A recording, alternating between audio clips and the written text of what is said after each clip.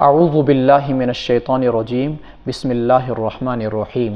الحمد للہ رب العالمین، تمام تر تعریفیں اللہ کے لیے ہیں، رب العالمین جو سارے جہانوں کا پالنے والا ہے، الرحمن الرحیم جو بے انتہا مہربان نہایت رحم کرنے والا ہے، مالک یوم الدین جزا کے دن کا مالک ہے، ایاک نعبد و ایاک نستعین، اے اللہ ہم تیری ہی عبادت کرتے ہیں، و ایاک نستعین اور تجھ ہی سے مدد مانگتے ہیں، اہدنا الصراط المستقیم ہم کو سیدھا راستہ دکھلا، صراط الذین انعمت علیہم ان لوگوں کا راستہ جن پر تو نے انعام فرمایا، غیر المغضوب علیہم ولا الضالین نہ کہ ان لوگوں کا راستہ جن پر تیرا غضب اترا، ولا الضالین اور نہیں ان لوگوں کا راستہ جو گمراہ ہو گئے۔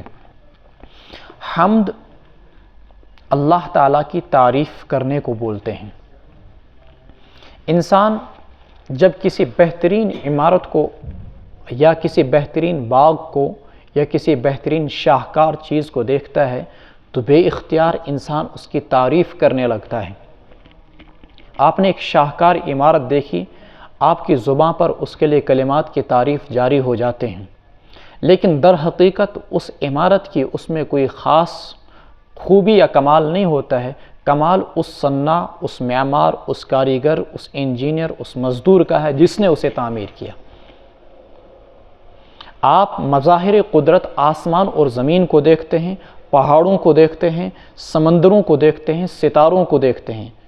اس ساری خوبصورتی کے پیچھے اصلاً اس صنع اور اس خالق کائنات کی تعریف بنتی ہے جس نے اس کو بنایا ہے۔ بظاہر ان مخلوقات کا اس میں کوئی کمال نہیں، اگر کمال ہے تو وہ خالق حقیقی اللہ رب العزت کا ہے۔ الحمدللہ رب العالمین، ہم دنیا میں آئے، آنکھیں کھولی تو ہر طرف سے ہمیں عجیب و غریب اللہ تبارک و تعالیٰ کی قدرت کے حسین شاہکار نظر آنے لگے۔ رب العالمین، اللہ نے فوراً فرمایا کہ ان خوبصورت چیزوں کو دیکھ کر تم فریب میں مبتلا نہ ہو جانا، بلکہ اصل کمال یہ ہے کہ ان موجودات اور ان مخلوقات کے ذریعے سے تم خالق حقیقی اللہ تبارک و تعالیٰ تک پہنچو اور اللہ کی معرفت اور شناسائی حاصل کرو۔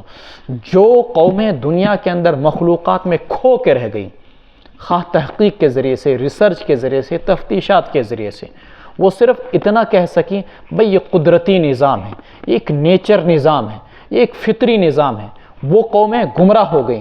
لیکن جن قوموں نے قدرت سے قادر کو پہچانا، جن قوموں نے نیچر سے اس نیچر کے بنانے والے کو پہچانا، جن قوموں نے سیاروں میں تحقیق کی، مخلوقات میں تحقیق کی اور جمادات میں تخلیق کی، پتھروں میں تحقیق کی، حیوانات پہ تحقیق کی، سائنسی ایجادات جتنی بھی آج کل ہو رہی ہیں، جتنی بھی تحقیقات ہو رہی ہیں، جتنے بھی انکشافات ہو رہے ہیں، اگر سائنسداں اس تحقیق کے ذریعے سے خالق حقیقی تک پہنچ جائے تو اس سے مضبوط ایمان کسی کا نہیں ہو سکتا ہے، چونکہ یہ مشاہدے کے ذریعے سے تقویت پہنچا ہوا ایمان ہوگا۔ لیکن جو سائنسداں ان مخلوقات، ان موجودات، ان حیوانات اور زمین کے اندر جتنی بھی یہ چیزیں زولوجی کے اندر پڑھاتے ہیں اور اسی طریقے سے فلاں فن کے اندر پڑھاتے ہیں، فلاں فن بایولوجی کے اندر پڑھاتے ہیں، فلاں فن کے ذریعے سے پڑھاتے ہیں، زمین کی تحقیقات کرتے ہیں، فلکیات کی تحقیق کرتے ہیں، حیوانات کی تحقیق کرتے ہیں، نباتات، درختوں اور پودوں کی تحقیق کرتے ہیں، اور تحقیق کرنے کے بعد بہت ساری چیزیں یہ ریسرچ کر کے کتابوں میں بچوں کو 10th 12th اور دیگر آگے فنون کے اندر پڑھاتے ہیں۔ اگر ان ساری تحقیقات کے ذریعے سے اللہ تبارک و تعالیٰ تک رسائی نہ ہو اور خالق تک رسائی نہ ہو، پھر یہ ساری کے ساری تحقیقات ضائع اور رائگاں ہو جاتی ہیں۔ اللہ نے سب سے پہلے بندے کی سوچ کا دائرہ اور بندے کی سوچ کو اپنی طرف موڑا اور کہا الحمدللہ رب العالمین، تمام تر تعریفیں اللہ کے لیے، دعویٰ ہے تو رب العالمین اس کی دلیل ہے۔ تمام تر تعریفیں اللہ کے لیے، دعویٰ کیوں بھائی؟ ساری تعریفیں اللہ کے لیے کیوں؟ اللہ نے فوراً دلیل دی، اس لیے کہ اس پوری کائنات کا بنانے والا اللہ ہے، تو تعریف اسی کو سجتی ہے، تعریف اسی کو جچتی ہے، رب العالمین۔ عیسائیوں کا عقیدہ یہ ہے کہ اللہ نے آسمان و زمین کو 6 دنوں میں پیدا کیا اور 7ویں دن وہ تھک کر آرام کرنے لگا۔ اللہ تبارک و تعالیٰ نے اس مضمون کو آگے ایک جگہ بیان کیا، وما مسنا من لغوب، آسمان اور زمینوں کو پیدا کرنے کے بعد ہمیں کوئی تھکن محسوس نہیں ہوئی۔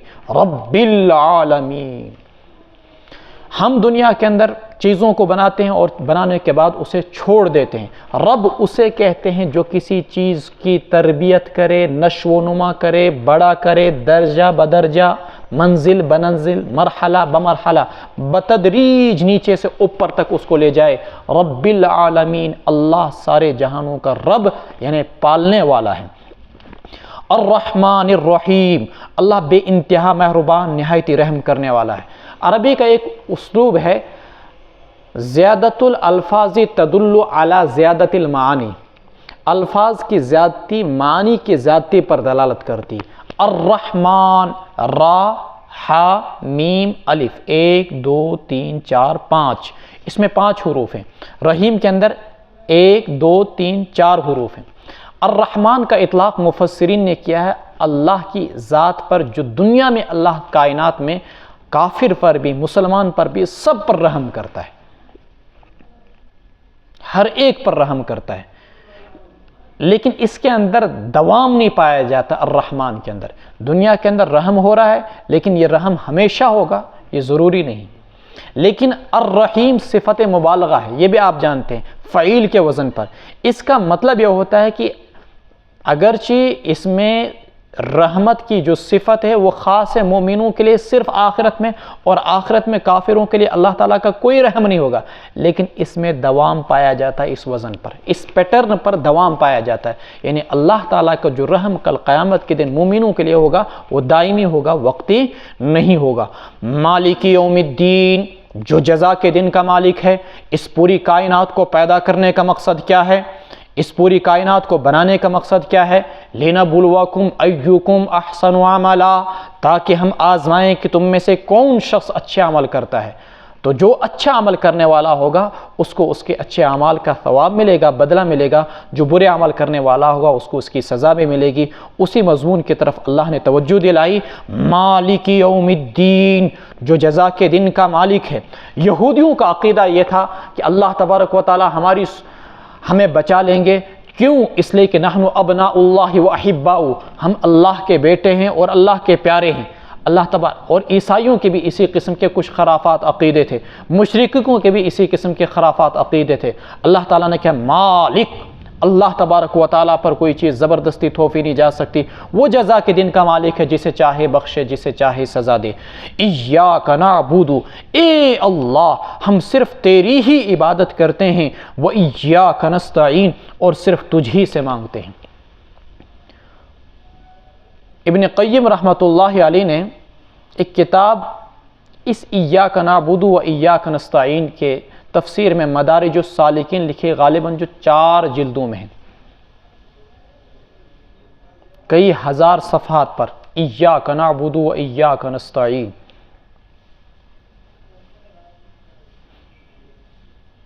انسان کی پوری زندگی کا مقصد کیا ہے؟ وما خلقت الجن والانس الا ليعبدون، میں نے جنات اور انسان کو اس لیے نہیں پیدا کیا کہ وہ زمین کے اندر اپنی ساری توجہ ڈالیں، بلکہ اس لیے پیدا کیا فضول کاموں میں منہمک رہیں، بلکہ اس لیے پیدا کیا تاکہ وہ میری بندگی کریں۔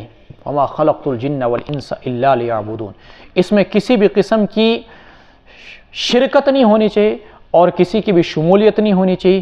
ایاک نعبد، صرف آپ ہی کی عبادت، وایاک نستعین، اور صرف آپ ہی سے ہم مانگتے ہیں۔ آپ کہیں گے ہم دنیا میں بھی لوگوں سے مانگتے ہیں، ایک دوسرے سے۔ حضرت مفتی فیض روحی صاحب رحمۃ اللہ علیہ نے اس آیت کے ذیل میں فرمایا تھا، بندوں سے جو ہم مانگتے ہیں تو وہ تحت الاسباب ہے، اور اللہ سے جو ہم مانگتے ہیں تو وہ تحت الاسباب نہیں، ما فوق الاسباب ہے۔ تو بندوں سے استعانت یہ الگ ہے، اور اللہ سے جو استعانت ہے وہ الگ ہے۔ دونوں استعانتوں میں کسی بھی قسم کا باہمی ربط نہیں۔ اللہ سے جو استعانت ہوتی ہے ما فوق الاسباب، اسباب سے اونچا ہو کر، اے اللہ تو مجھے جنت میں داخل فرما، اے اللہ تو مجھے دوزخ کی آگ سے بچا، اے اللہ تو مجھے فلاں دولت عطا فرما، اے اللہ تو مجھے فلاں چیز عطا فرما۔ تو اللہ اسباب کا محتاج نہیں، وہ بغیر اسباب کے بھی عطا کر سکتا ہے، جبکہ بندوں سے جو استعانت ہوتی ہے وہ تحت الاسباب ہوتی ہے۔ انہیں ضروری یہ ہے کہ جب آپ کسی سے کوئی چیز مانگیں تو وہ اسباب کے ماتحت ہو کر مانگے۔ اہدنا الصراط المستقیم، اے اللہ ہم کو سیدھا راستہ دکھلا۔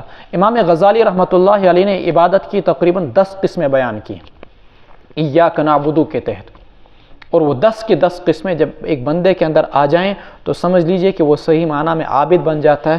اس میں پہلے مرحلے پر وہی اسلام کے بنیادی 4 اراکین آتے ہیں، جس میں نماز، روزہ، زکوٰۃ، حج، تلاوت قرآن کریم، ذکر و استغفار، تلاوت قرآن کریم، ذکر و استغفار، اور رسول اللہ صلی اللہ علیہ وسلم کی سنتوں کی پیروی، امر بالمعروف اور نہی عن المنکر، حلال کمائی کی کوشش کرنا اور صلہ رحمی کرنا۔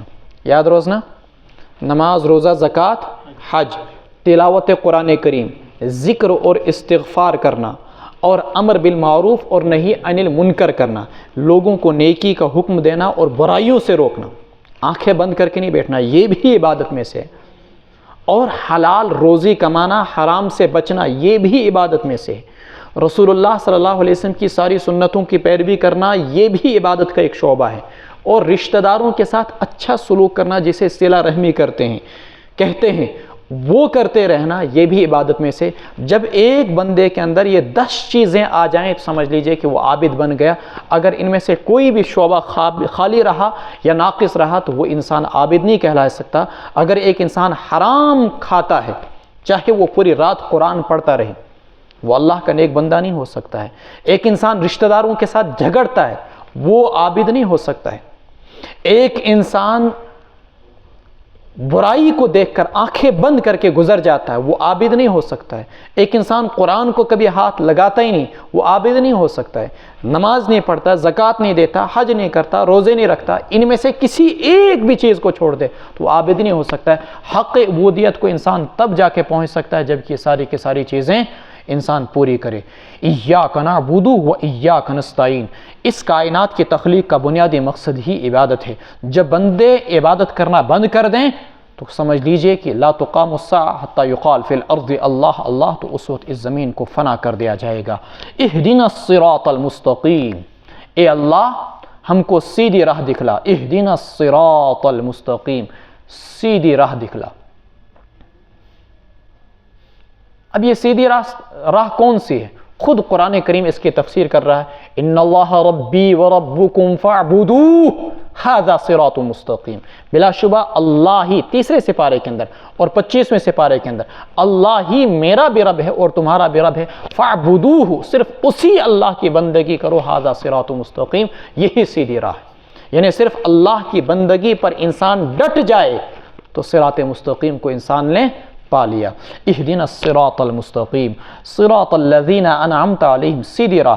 ایک جگہ اللہ کے رسول صلی اللہ علیہ وسلم نے اس طریقے سے لکیریں کھینچی، 1 2 پھر بیچ سے ایک لمبی لکیر کھینچی، پھر اس کے بائیں طرف بھی 1 اور 2 لکیریں کھینچی، 2 لکیریں اس سائڈ سے، 2 لکیریں اس سائڈ سے، اور بیچ سے ایک لمبی لکیر، اور پھر بیچ کی لکیر پر اللہ کے رسول صلی اللہ علیہ وسلم نے کہا، انگلی رکھ کر کہا، ھذا صراط مستقیم وان ھذا صراطی مستقیما فاتبعوہ ولا تتبعوا السبل فتفرق بکم عن سبیلہ، ادھر ادھر کے راہوں پر نہ چلنا ورنہ تم بھٹک جاؤ گے۔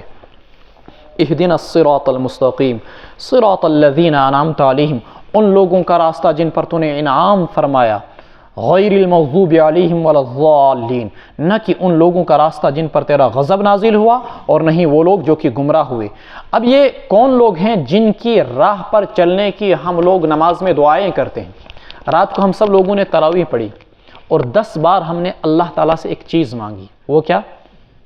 ہدایت، صراط مستقیم کی ہدایت۔ جب ہم نماز پڑھتے ہیں تو نماز پڑھتے ہوئے انسان کو ذہن میں یہ خیال ہونا چاہیے کہ خدایا وہ کیا سے مانگن، اہدنا الصراط المستقیم، سوز وقت سے بمانگن، سیدھی راہ پر چلنے کی توفیق میں آپ سے مانگ رہا ہوں، اہدنا الصراط المستقیم۔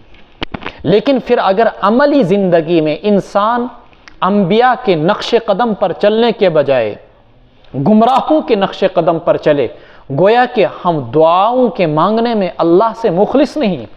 اس لیے کہ جب آپ کسی سے کوئی چیز مانگتے ہیں تو آپ اس کے لیے سعی بھی کرتے ہیں۔ بندوں سے آپ نے کوئی چیز مانگی کہ کسی سے کہا مجھے پانی دیجئے، اس نے لا کر پانی آپ کے سامنے رکھ دیا، آپ نے پانی اٹھایا اور پی لیا۔ آپ نے پانی اٹھانے کے لیے خواہ تھوڑی سی معمولی سی سعی اور کوشش تو کی، زبان سے تو کہا۔ ایسے اگر اللہ سے ہم لوگ ہدایت مانگتے ہیں صراط مستقیم کی، اور عملی زندگی میں پریکٹیکل لائف میں پھر ہم ہدایت کی راہ پر چلنے کی کوشش نہ کریں، گویا کہ ہم دعاؤں کے مانگنے میں مخلص نہیں، ہم دل سے اللہ سے صراط مستقیم نہیں مانگتے ہیں، ہم ایک روٹین عادتاً ایز اے ہیبٹ اہدنا الصراط المستقیم پڑھتے ہیں، مانگتے نہیں، جبکہ دعاؤں کو مانگا جاتا ہے، پڑھا نہیں جاتا ہے۔ دعاؤں کو پڑھا نہیں جاتا ہے، دعائیں تو مانگی جاتی، اہدنا الصراط المستقیم، اے اللہ ہم کو سیدھی راہ دکھلا۔ تو اس وقت ہم اس آیت کو پڑھ رہے ہیں، ہم بھی اللہ تعالیٰ سے دعا مانگیں، اہدنا، اس کو پڑھے نہیں بلکہ اس کو مانگیں، اہدنا، خدایا ہمیں سیدھی راہ دکھلا، ان لوگوں کی راہ جن پر تو نے انعام کیا، یعنی انبیاء کے نقش قدم پر ہمیں چلا، صدیقین کے نقش قدم پر ہمیں چلا، اور شہداء کے نقش قدم پر ہمیں چلا۔ صراط الذین انعمت علیہم اولئک الذین انعم اللہ علیہم من النبیین والصدیقین والشہداء والصالحین غیر المغضوب علیہم، ان لوگوں کے نقش قدم پر نہ چلانا جن پر تیرا غضب نازل ہوا، ولا الضالین، اور نہیں ان لوگوں کے نقش قدم پر چلانا جو گمراہ ہوئے، ولا الضالین۔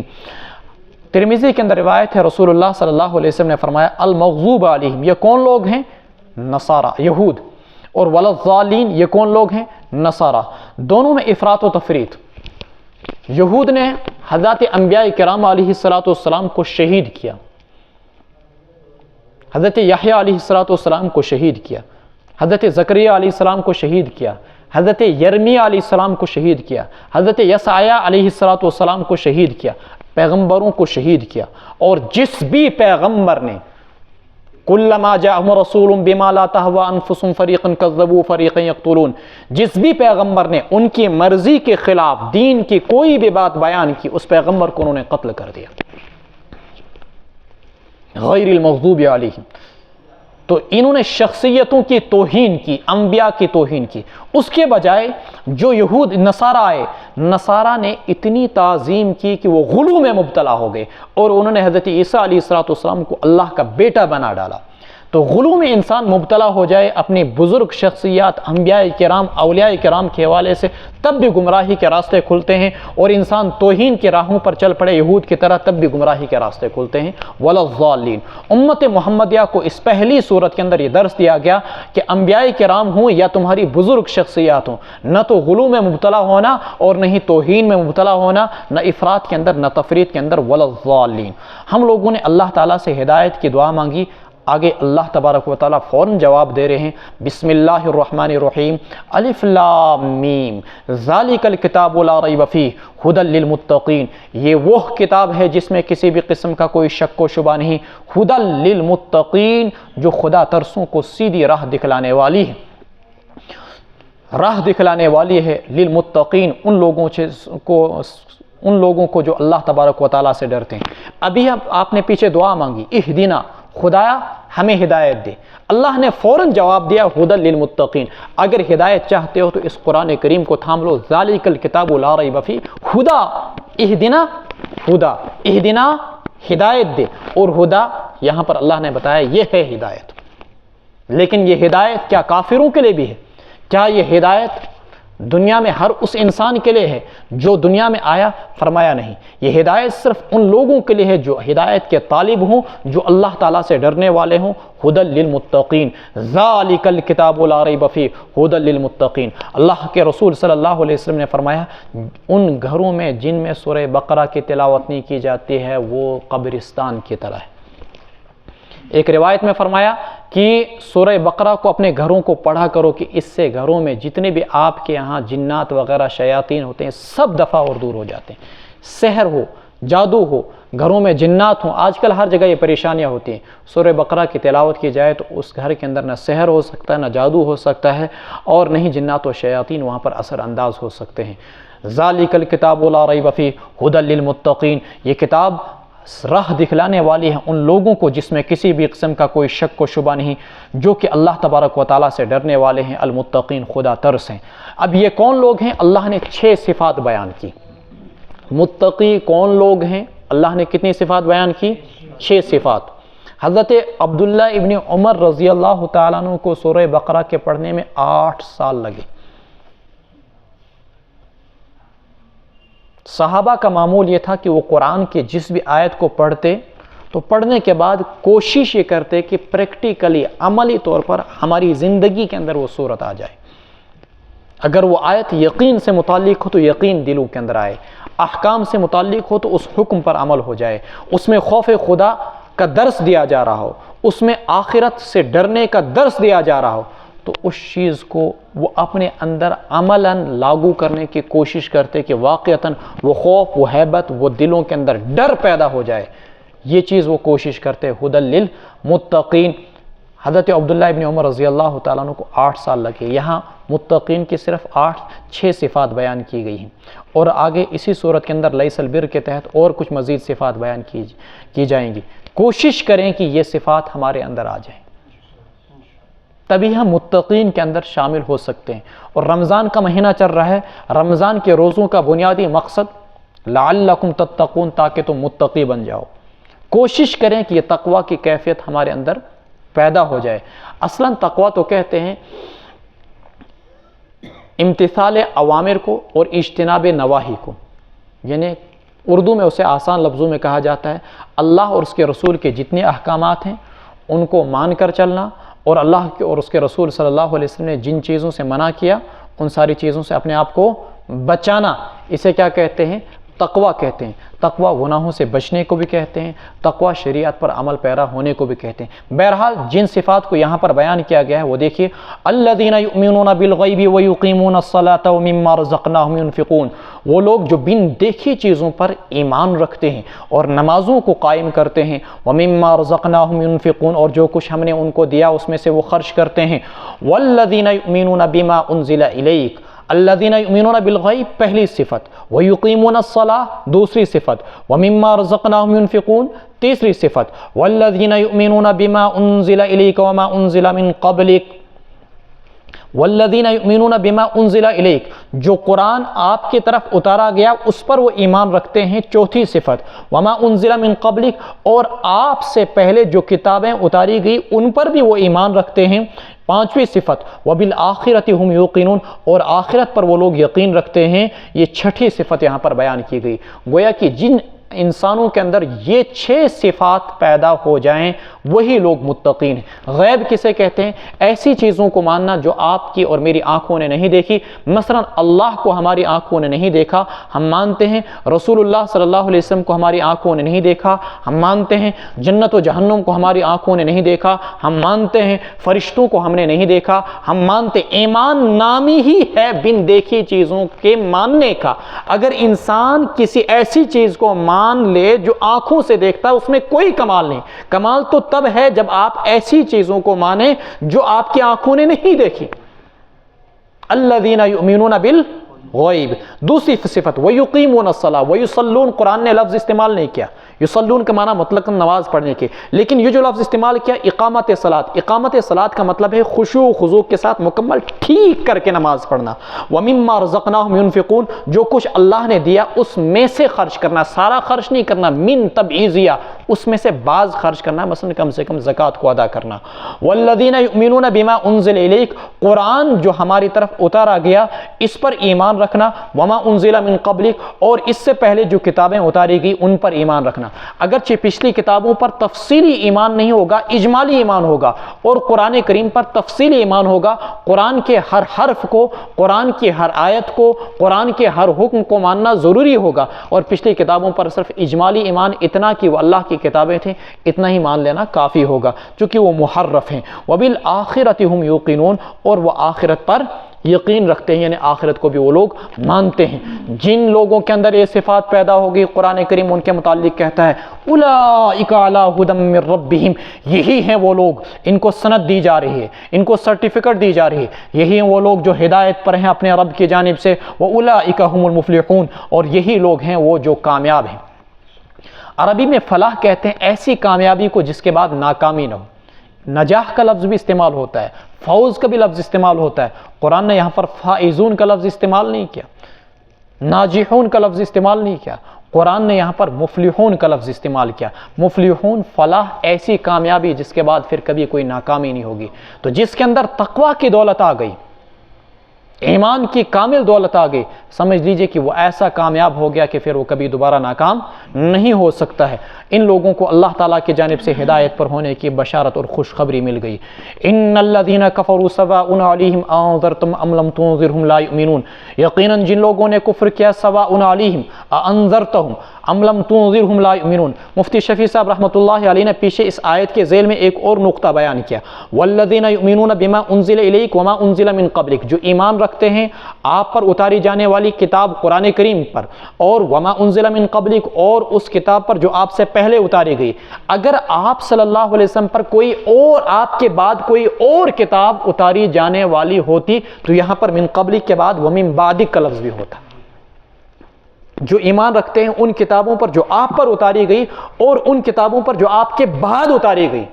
ایک تفسیر میں دیکھ رہا تھا کہ بنو اسرائیل میں 4000 انبیاء کرام آئے، ہر پیغمبر سے یہ وعدہ لیا گیا، بلکہ قرآن کو دیکھا جائے تو 1,24,000 پیغمبروں سے یہ وعدہ لیا گیا کہ تمہیں آخری کتاب حضرت محمد رسول اللہ صلی اللہ علیہ وسلم پر اتارے جانے والے قرآن پر ایمان رکھنا ہے اور پیغمبر پر ایمان رکھنا ہے۔ گویا کہ پچھلی امتوں کو لازمی طور پر من بعد کا لفظ تھا کہ تمہیں صرف اس اتاری جانے والی انجیل پر ایمان نہیں رکھنا ہے بلکہ بعد میں آنے والے قرآن پر بھی ایمان رکھنا ہے۔ صرف اس اتارے جانے والے تورات و زبور پر ایمان نہیں رکھنا ہے، بعد میں آنے والے قرآن پر بھی ایمان رکھنا ہے۔ اگر قرآن کے بعد کوئی آنے والی کتاب ہوتی تو یہاں پر من بعد کا لفظ ہوتا کہ اگر او پت چھکا کتاب تتپٹین جو ایمان، لیکن اس کے بعد کوئی اتاری جانے والی کتاب نہیں، اس لیے من بعد کا لفظ بھی نہیں۔ ثابت کیا ہوا کہ حضرت محمد رسول اللہ صلی اللہ علیہ وسلم خاتم النبیین ہیں، آخری نبی ہیں۔ ان الذین کفروا سواء علیہم انذرتم ام لم تنذرہم لا یؤمنون، جن لوگوں نے کفر کیا سواء علیہم برابر ہے ان کے بارے میں، انذرتہم آپ انہیں ڈرائیں یا نہ ڈرائیں، لا یؤمنون وہ ایمان نہیں لائیں گے۔ ختم اللہ علی قلوبہم اللہ نے ان کے دلوں پر مہر لگا دی اور ان کے کانوں پر بھی، وعلی ابصارہم غشاوہ اور ان کی آنکھوں پر پردہ ہے، ولہم عذاب عظیم اور ان کے لیے بہت بڑا عذاب ہے۔ یہاں پر یقیناً آپ سوال کر سکتے ہیں حضرات صحابہ کرام ایمان لانے سے پہلے سب کے سب کیا تھے بھائی؟ مشرک اور کافر۔ تو قرآن تو کہہ رہا ہے کہ جن لوگوں نے کفر کیا سواء علیہم انذرتم ام لم تنذرہم لا یؤمنون وہ ایمان نہیں لائیں گے، حالانکہ حضرات صحابہ کرام 1,48,000 صحابہ نے ایمان لایا، تو قرآن تو کہتا ہے وہ ایمان نہیں لائیں گے۔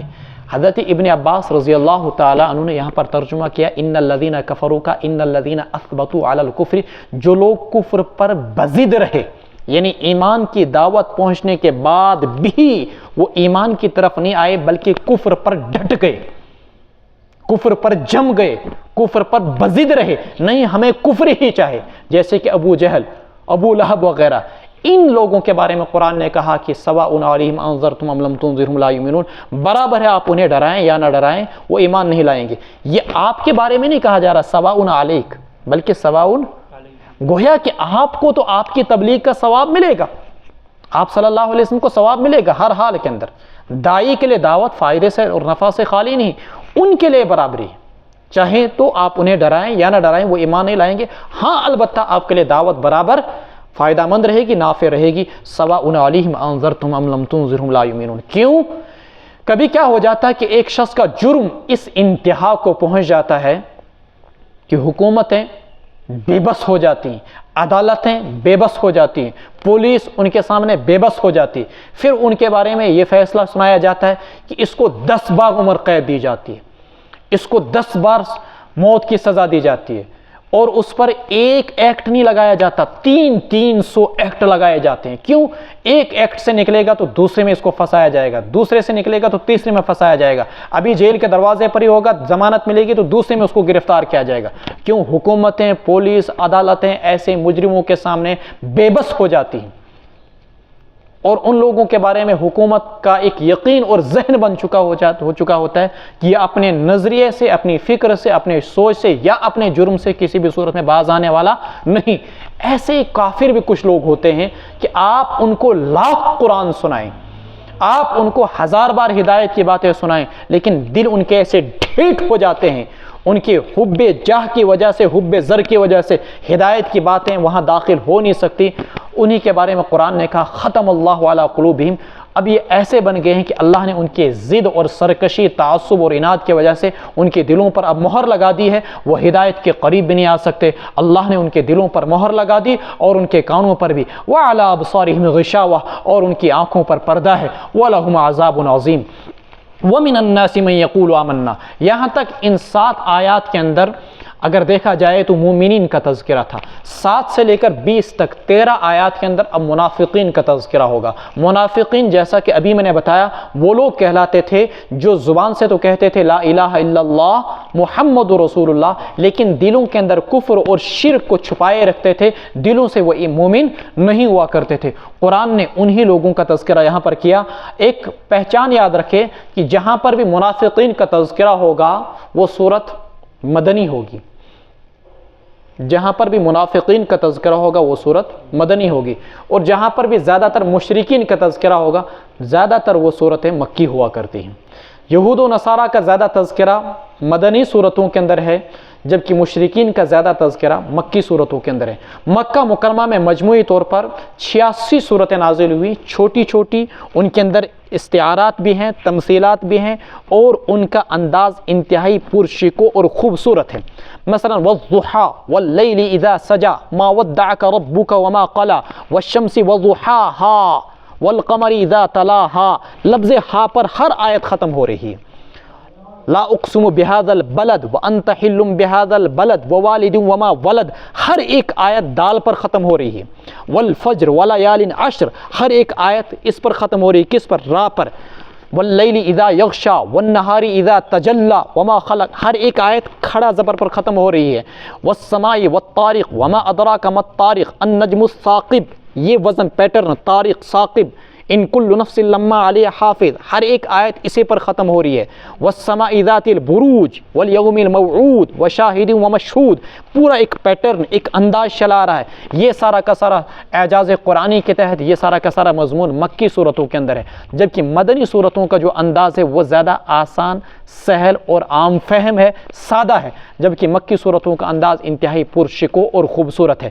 جس بھی صورت کے اندر یا ایھا الناس ہوگا زیادہ تر وہ صورتیں مکی ہوں گی، اور یا ایھا الذین آمنوا جس صورت کے اندر ہوگا وہ مدنی ہوں گی۔ جس بھی صورت کے اندر قرآن کریم کے اندر لفظ کلا آئے گا وہ صورت مکی ہوگی، اور جس صورت کے اندر لفظ کلا نہیں ہوگا وہ صورت مدنی ہوگی۔ قرآن میں یہ لفظ کلا 33 بار 15 صورتوں کے اندر آیا ہے۔ جہاں پر بھی لفظ کلا آئے گا، کلا سیعلمون ثم کلا سیعلمون، مان لیجئے کہ وہ صورت مکی ہوگی جہاں پر لفظ کلا آئے گا۔ تو یہ کچھ میں نے آپ کو پہچان بتا دی یہاں ضمناً بیچ کے اندر۔ وَمِنَ النَّاسِ مَن يَقُولُ آمَنَّا بِاللَّهِ، اور لوگوں میں سے کچھ لوگ ایسے ہیں، یہ منافقین کا تذکرہ ہو رہا ہے، جو کہتے ہیں کہ ہم ایمان لے آئے اللہ پر اور آخرت کے دن پر، وَمَا هُم بِمُؤْمِنِينَ، حالانکہ وہ مومن نہیں ہیں۔ يُخَادِعُونَ اللَّهَ، چونکہ زبان سے کہتے اذا جاءك المنافقون قالوا نشهد انك رسول اللہ، آپ اللہ کے رسول ہیں۔ یہ ایسا کرنے کی ضرورت ان کو کیوں پیش آئی منافقین کو، یہ دوغلی پالیسی اپنانے کی؟ اس کی متعدد وجوہات تھیں۔ ایک تو مسلمانوں کے اندر داخل ہونے کے بعد ان کی جاسوسی کرنا، نمبر 2 مدینہ منورہ کے اندر مسلمانوں کی اکثریت ہو چکی تھی، تو مسلمان عموماً جہاد کرتے تھے، مال غنیمت کثرت کے ساتھ ملتا تھا، اور ذریعہ آمدنی، ذریعہ معاش، اس زمانے میں تجارت کم ہوا کرتا تھا، ملازمت 0 ہوا کرتی تھی۔ اب ذریعہ معاش صرف مال غنیمت ہے، یعنی جنگ میں جائیے آپ اور دشمن قوم کا جو مال آپ کو حاصل ہو جائے گا دشمن قوم کو شکست دینے کے بعد، وہ سارے کے سارے لوگوں میں تقسیم کر دیا جاتا ہے۔ اگر یہ اپنے آپ کو مسلمان نہ کہلاتے تو ان کو مال غنیمت میں سے حصہ نہ ملتا۔ اس لالچ کی وجہ سے انہوں نے ایمان قبول کیا۔ دوسرا، اکثریت چونکہ مسلمانوں کی تھی تو اس لیے اکثریت کے تحت انہی کے ساتھ گھل مل کر مسلمان بنے رہے، حالانکہ اندر سے یہ لوگ کچھ تو شرک پر تھے، اور اکثریت ان میں سے یہودیوں کی تھی، منافقین کی۔ تو زبان سے کہتے آمنا باللہ وبالیوم الآخر، ہم ایمان لے آئے اللہ پر اور آخرت کے دن پر، وما ہم بمؤمنین، اللہ فرما رہے ہیں وہ ایمان لانے والے نہیں۔ یخادعون اللہ، یہ اللہ کو دھوکہ دیتے ہیں، والذین آمنوا وما یخدعون الا انفسهم، یعنی اللہ کو دھوکہ دینے سے مراد یہ ہے کہ زبان سے کہتے ہیں ہم مسلمان ہیں، حالانکہ یہ مسلمان نہیں ہیں۔ تو یہ اللہ کو دھوکہ نہیں دے رہے ہیں، حقیقتاً اپنے آپ کو دھوکہ دے رہے ہیں۔ وما یخدعون الا انفسهم، چونکہ ان کے اس نفاق اور ان کے اس جھوٹ کی سزا ان کو جہنم کی آگ کی سزا صورت میں بھگتنی پڑے گی۔ تفصیلات سورہ نساء کے اندر 5ویں سپارے کے اندر منافقین کا مکمل 10 صفحات پر مضمون آ رہا ہے۔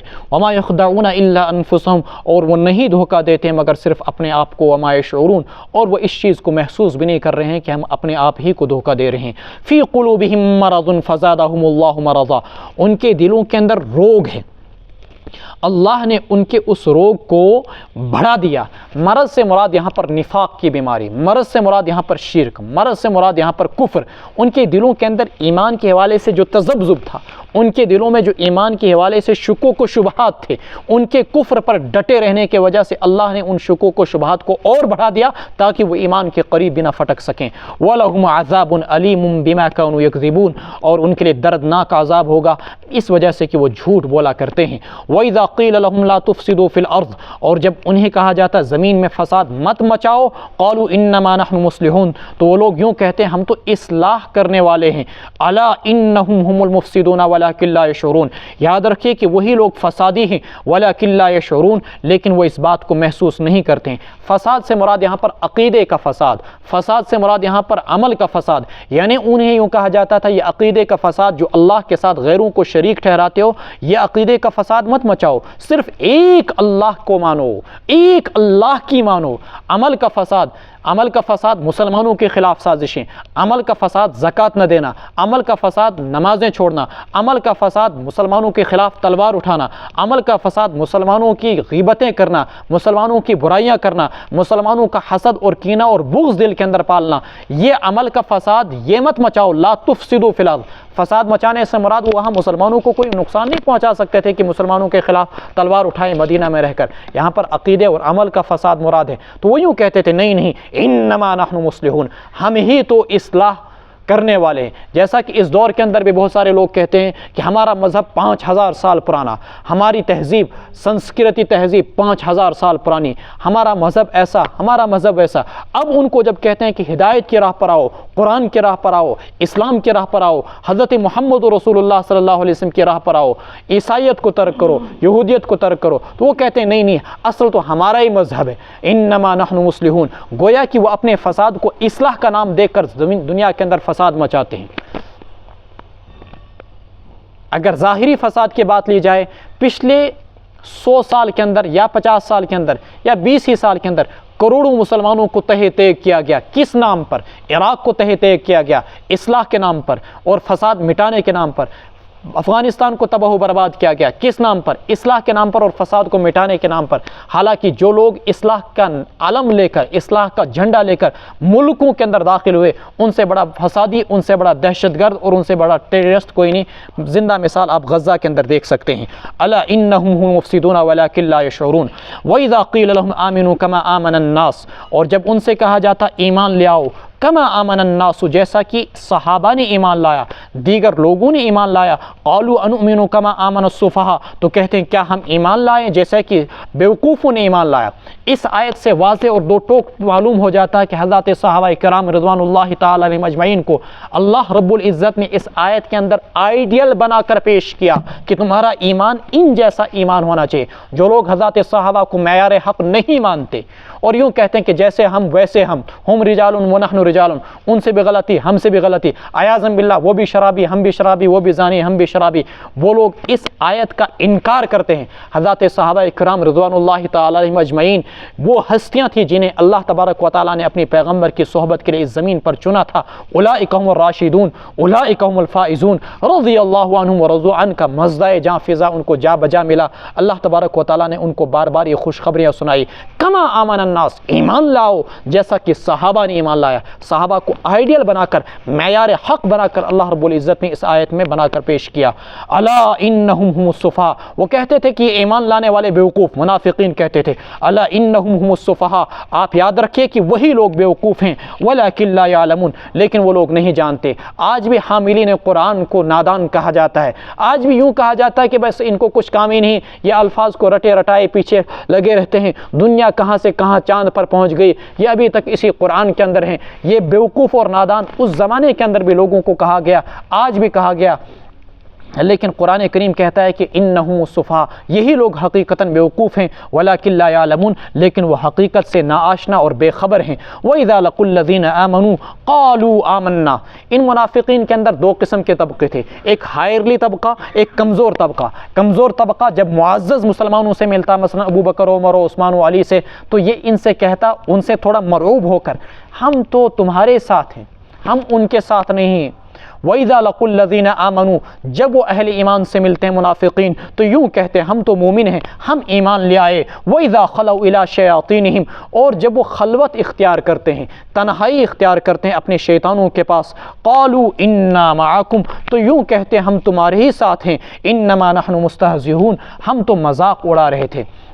شیاطین سے مراد یہاں پر کفر کے فراعنہ، کفر کے بڑے بڑے سرغنہ، کفر کے بڑے بڑے سردار، مثلا عبداللہ ابن ابی مدینہ منورہ کے اندر، یا کعب ابن اشرف یہودیوں کا سردار۔ اس قسم کے لوگوں کے پاس جب وہ جاتے اپنے سرداروں کے پاس تو ان کو یوں کہتے انا معکم، ہم تو اپنے سابقہ مذہب یہودیت پر برقرار ہیں یا اپنے سابقہ مذہب شرک پر برقرار ہیں۔ انما نحن مستہزئون، بھائی تم پھر مومنوں کے ساتھ کیوں جا کر ملے؟ کہا ہم تو ان کا مذاق اڑا رہے ہیں۔ اللہ فرماتے ہیں اللہ یستہزئ بہم، اللہ ہی ان کا مذاق اڑا رہا ہے۔ حالانکہ اللہ کی ذات کسی کا مذاق اڑانے سے بہت بلند و بالا ہے۔ تو پھر اس آیت کا کیا مطلب؟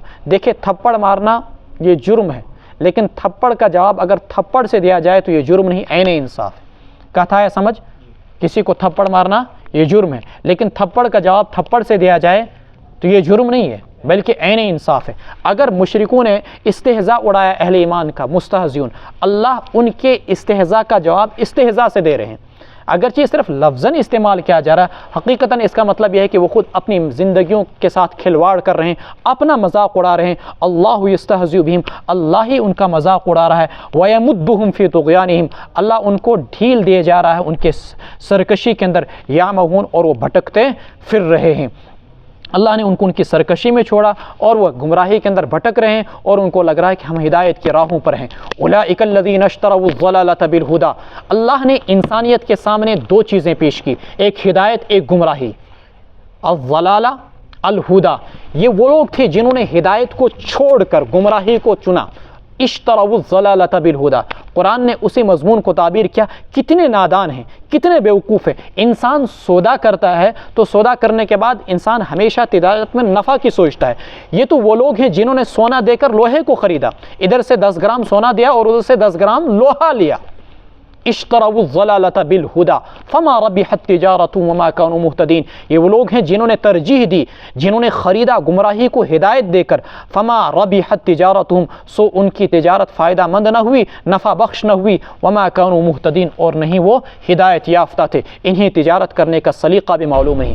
مثلهم كمثل الذي استوقد نارا، ان کی مثال ایسی ہے کمثل الذی استوقد نارا، اس شخص کی طرح جس نے روشنی آگ جلائی ہو۔ یہاں پر اللہ تبارک و تعالیٰ نے دو مثالیں دی ہیں، اور بظاہر تو قرآن کا مضمون مشکل لگتا ہے، لیکن جب آپ اس کو بغور دیکھیں گے نظر کے ساتھ تو انتہائی آسان اور عام فہم۔ دونوں مثالیں منافقوں کی ہے۔ ایک طرف سے رسول اکرم صلی اللہ علیہ وسلم ہدایت کا علم لے کر، ہدایت کا چراغ لے کر، ہدایت کی بیٹری لے کر، ہدایت کا سورج لے کر دنیا کے اندر بستی اور قریہ قریہ گھوم رہے ہیں، اور دوسری طرف وہ منافقین ہیں جو اس ہدایت کی روشنی پر اپنی آنکھوں کو موند کر کے ایسا اپنا سر جھکا لیتے ہیں گویا کہ انہوں نے اس ہدایت کی روشنی کو دیکھا ہی نہ ہو۔ قرآن کریم نے جو پہلی مثال دی، دیکھ لیجئے اس مثال کو، اور پھر اس کے بعد اس مضمون کی مزید تفصیل کو۔ مثلہم، ان منافقین کی مثال کمثل الذی استوقد نارا، اس شخص کی طرح ہے۔ کمثل الذی سے مراد حضرت رسول اللہ صلی اللہ علیہ وسلم ہے، اس شخص کی طرح الذی استوقد نارا، جس نے آگ کو روشن کیا۔ فلما اضاءت ما حولہ، پھر جب اس آگ نے اپنے ارد گرد کو روشن کر دیا، ذہب اللہ بنورہم، اللہ نے ان کی روشنی کو چھین لیا۔ وترکہم فی ظلمات لا یبصرون، اللہ نے ان کو ایسی تاریکیوں میں چھوڑا کہ لا یبصرون، وہ دیکھتے ہی نہیں. سم بکم عمی فہم لا یرجعون. سم وہ بہرے ہیں, سمن اسم کی جمع بہروں کو بولتے ہیں, بکمن ابکم کی جمع گونگوں کو بولتے ہیں جو زبان سے بول نہ سکیں, عمیون آما کی جمع اندھوں کو بولتے ہیں, فہم لا یرجعون سو واپس نہیں ہوں گے, وہ بہرے ہیں, وہ گونگے ہیں, وہ اندھے ہیں, وہ واپس نہیں آ سکتے ہیں. یہ پہلی مثال اللہ رب العزت نے دی کہ رسول اللہ صلی اللہ علیہ وسلم پر اللہ نے قرآن اتارا, آپ نے قرآن کے ذریعے سے نور ہدایت کو عام کرنا شروع کیا, لیکن جو ہی یہ نور ہدایت عام ہوا تو اللہ تبارک و تعالیٰ نے ان کی سرکشی, اناد و تعصب اور حسد کی وجہ سے نور ہدایت کو ان سے چھین لیا, ان کو وہ ہدایت کا نور نظر نہیں آتا. ذہب اللہ بنورہم وترکہم فی ظلمات لا یبصرون.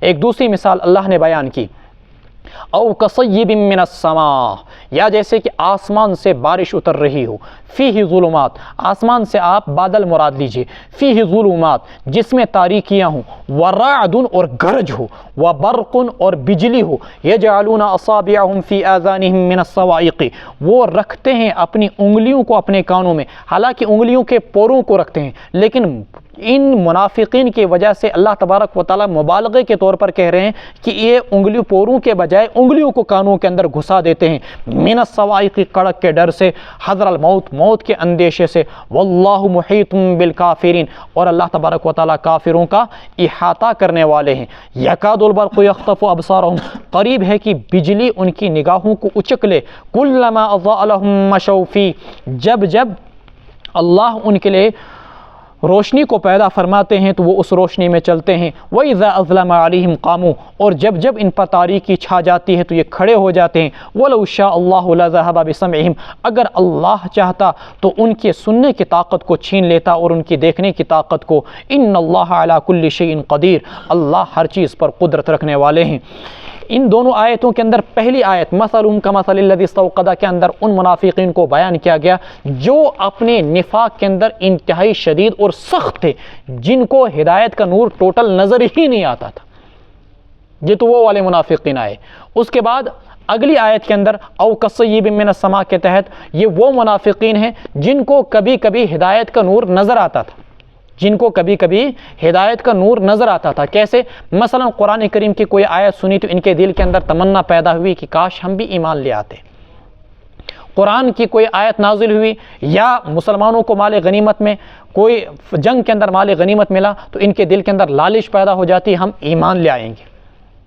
لیکن پھر کیا ہو جاتا, پھر یوں ہو جاتا کہ جو ہی ان کو دوبارہ منافقین کے ساتھ ملنا جلنا ہو جاتا تو اللہ تبارک و تعالیٰ کی طرف سے انتظام ایسا ہو جاتا کہ ان کے دلوں سے اللہ تبارک و تعالیٰ ہدایت کے نور کو چھین لیتے اور پھر اس کے بعد یہ اپنے نفاق پر دوبارہ ڈٹ جاتے. پھر آیت کو بغور دیکھیے, او کصیب من السماء, آسمان سے ایک بارش برس رہی ہے, ایک ہدایت کا نور برس رہا ہے. فیہ ظلمات ورعد وبرق, اس میں گرج بھی ہے, اس میں بجلی بھی ہے, اس میں چمک بھی ہے, تاریکیاں بھی ہیں. یجعلون اصابعہم من الصواعق, اس تاریک رات کے اندر یہ لوگ اپنے کانوں میں انگلیاں ڈال رہے ہیں, یعنی ہدایت کو قبول کرنے سے یہ لوگ اٹک رہے ہیں, رک رہے ہیں, اور ہدایت کو قبول کرنے کے ڈر سے اپنے کانوں میں انگلیاں ڈالتے ہیں موت کے اندیشے سے. واللہ محیط بالکافرین, جیسی آدھی رات میں مسافر ایسا کرتا ہے ایسے ہی ہدایت کے راستے میں منافقین یہ عمل کر رہے ہیں. یکاد البرق یخطف ابصارہم کلما اضاء لہم مشوا فیہ, جب جب ان کو دنیا کے منافع نظر آتے ہیں, مال غنیمت نظر آتا ہے یا ان کو ہدایت کا نور نظر آتا ہے, تھوڑا سا یہ ہدایت کی طرف چل پڑتے ہیں, ایمان قبول کرنے کی طرف چل پڑتے ہیں. وَإِذَا أَظْلَمَ عَلَيْهِمْ قَامُوا, لیکن اللہ تبارک و تعالی جب جو ہی رات کی وہ بجلی بند ہو جاتی ہے یا ہدایت کا نور بند ہو جاتا ہے, قاموا, تو یہ کھڑے ہو جاتے ہیں حیران و پریشان. وَلَوْ شَاءَ اللَّهُ لَذَهَبَ بِسَمْعِهِمْ, اگر اللہ چاہتا تو ان کے سننے کی طاقت کو چھین لیتا. کیوں؟ انہوں نے ہدایت کے بات کو نہیں سنا. ابصارہم, ان کی نگاہوں کو چھین لیتا. کیوں؟ اس لیے کہ انہوں نے ہدایت کی بات کو نہیں سنا. ان اللہ علی کل شیء قدیر. یا ایھا الناس اعبدوا ربکم الذی خلقکم والذین من قبلکم لعلکم تتقون, اے لوگو اعبدوا ربکم الذی خلقکم, عبادت کرو اپنے اس رب کی جس نے تم کو پیدا کیا, والذین من قبلکم, اور ان لوگوں کو پیدا کیا جو تم سے پہلے تھے, لعلکم تتقون, تاکہ تم دوزخ سے بچنے والے بن جاؤ یا گناہوں سے بچنے والے بن جاؤ. مفسرین نے تتقون کے بعد عبارت محذوف نکالی, تتقون من النار او تتقون من المعصیہ, اے لوگو عبادت کرو اس رب رب کی جس نے تم کو پیدا کیا اور ان لوگوں کو جو تم سے پہلے تھے۔ دیکھیں کفار مکہ کا مسئلہ کیا تھا اور مشرکین کا اس دور کے اندر مسئلہ یہ تھا کہ وہ یوں کہتے کہ ہمارے آباء و اجداد جس مذہب پر ہیں ہم اسی مذہب پر رہیں گے، ما وجدنا علیہ آباؤنا وَإِذَا قِيلَ لَهُمْ تَعَالَوْا إِلَى مَا أَنزَلَ اللَّهُ وَإِلَى الرَّسُولِ قَالُوا حَسْبُنَا مَا وَجَدْنَا عَلَيْهِ مَا آبَاءَنَا، جب ان سے کہا جاتا آ جاؤ اس ہدایت کی طرف اور اللہ اور اس کے رسول کی طرف اور اس نازل کردہ قرآن کی طرف، تو وہ کہتے کہ ہمارے لیے قرآن ہی، ہمارے لیے آباء و اجداد کا طریقہ ہی کافی ہے، حسبنا ما وجدنا علیہ آباءنا۔ اللہ نے فرمایا تم کو پیدا کرنے والا میں، تمہارے آباء و اجداد کو پیدا کرنے والا میں، الذی خلقکم والذین من قبلکم، جس نے تم کو پیدا کیا اور تم سے پہلوں کو پیدا کیا، تو عبادت کے لائق بھی تو میں ہی بنتا ہوں۔ اعبدوا ربکم، یہ اعبدوا ربکم حکم آیا، اور الذی خلقکم گویا کہ ایک قسم کی دلیل ہے، تم اپنے رب کی عبادت کرو۔ کیوں؟ اس لیے کہ پیدا کرنے والا وہ تو عبادت کا مستحق بھی وہی، عبادت کے لائق بھی وہی۔ مشرکین کے معبود جو تھے یا تو وہ زمینی تھے یا سماوی تھے، کچھ معبود ایسے تھے جو زمین پر تھے، لات و عزا، منات وغیرہ، یا فلاں حبل یا فلاں فلاں فلاں فلاں، یا آسمانی مثلا فرشتوں کی وہ پوجا کرتے تھے، جنات کی وہ پوجا کرتے تھے۔ اس پر اللہ نے فرمایا الذی جعل لکم الارض فراشا، زمین کو بچھونے بنانے والا اللہ، جس نے زمین کو تمہارے لیے بچھونا بنایا، والسماء بناء، آسمان کو چھت بنایا، وانزل من السماء ماء، اور بادل سے پانی اتارا، فاخرج به من الثمرات رزقا لكم، پھر نکالا اس بادل کے ذریعے سے پھل فروٹ کو تمہاری روزی کے طور پر، فلا تجعلوا للہ اندادا، تم اس اللہ کے ساتھ کسی کو ساجی اور شریک نہ بناؤ، وانتم تعلمون، جانتے ہوئے۔ دیکھیں وانزل من السماء ماء، فرمایا اللہ رب العزت نے الذی جعل لکم الارض فراشا، تم جن معبودوں کی پوجا کرتے ہو یا تو وہ زمین پر ہیں یا آسمان پر ہیں، زمین کا خالق میں، آسمان کا خالق میں، زمین پر موجود چیزوں کا پیدا کرنے والا میں، آسمان پر موجود چیزوں کا پیدا کرنے والا میں، تو عبادت کے لائق تو میں بنتا ہوں نا، عبادت کے لائق تمہارے خود ساختہ وہ معبود نہیں جن کو خود تم نے اپنے ہاتھوں سے گھڑا ہے۔ اور دلیلیں دی جا رہی ہیں، پوری کائنات کو بنانے والا اللہ، زمین کو بچھونے اور فرش بنانے والا میں، آسمان کو چھت بنانے والا میں، آسمان سے پانی بچھانے والا جس پر پورا نظام کائنات کا دار و مدار ہے، اور اس سے نکالنے والا روزی وہ میں، تو عبادت کے لائق بھی تو میں ہی بنتا ہوں۔ تمہیں کیا ہو گیا کہ تم اللہ کے ساتھ دوسروں کو ساجی اور شریک ٹھہراتے ہو؟ فلا تجعلوا للہ اندادا، ندن کی جمع، اللہ کا کسی کو ہمسر اور شریک نہ ٹھہراؤ، جانتے ہوئے۔ وَإِن كُنتُمْ فِي رَيْبٍ مِّمَّا نَزَّلْنَا عَلَىٰ عَبْدِنَا فَأْتُوا بِسُورَةٍ مِّن مِّثْلِهِ، اب دیکھیں ہٹ درمی کی انتہا، گویا کہ اب اس چیز کو تم نے مان لیا کہ خالق کائنات اللہ کے ذات، عبادت کے لائق وہ، اور جن چیزوں کو معبود تم نے بنایا وہ عبادت کے لائق نہیں۔ اب تمہارے پاس میں ایک ایسی دلیل بھیج رہا ہوں، ایک ایسا معجزہ بھیج رہا ہوں، ایک ایسی سرٹیفکیٹ بھیج رہا ہوں، ایک ایسی حیرت انگیز چیز بھیج رہا ہوں جس کی وجہ سے تمہیں اللہ کے وجود اور اس قرآن کی حقانیت کا علم یقینی طور پر ہو جانا چاہیے۔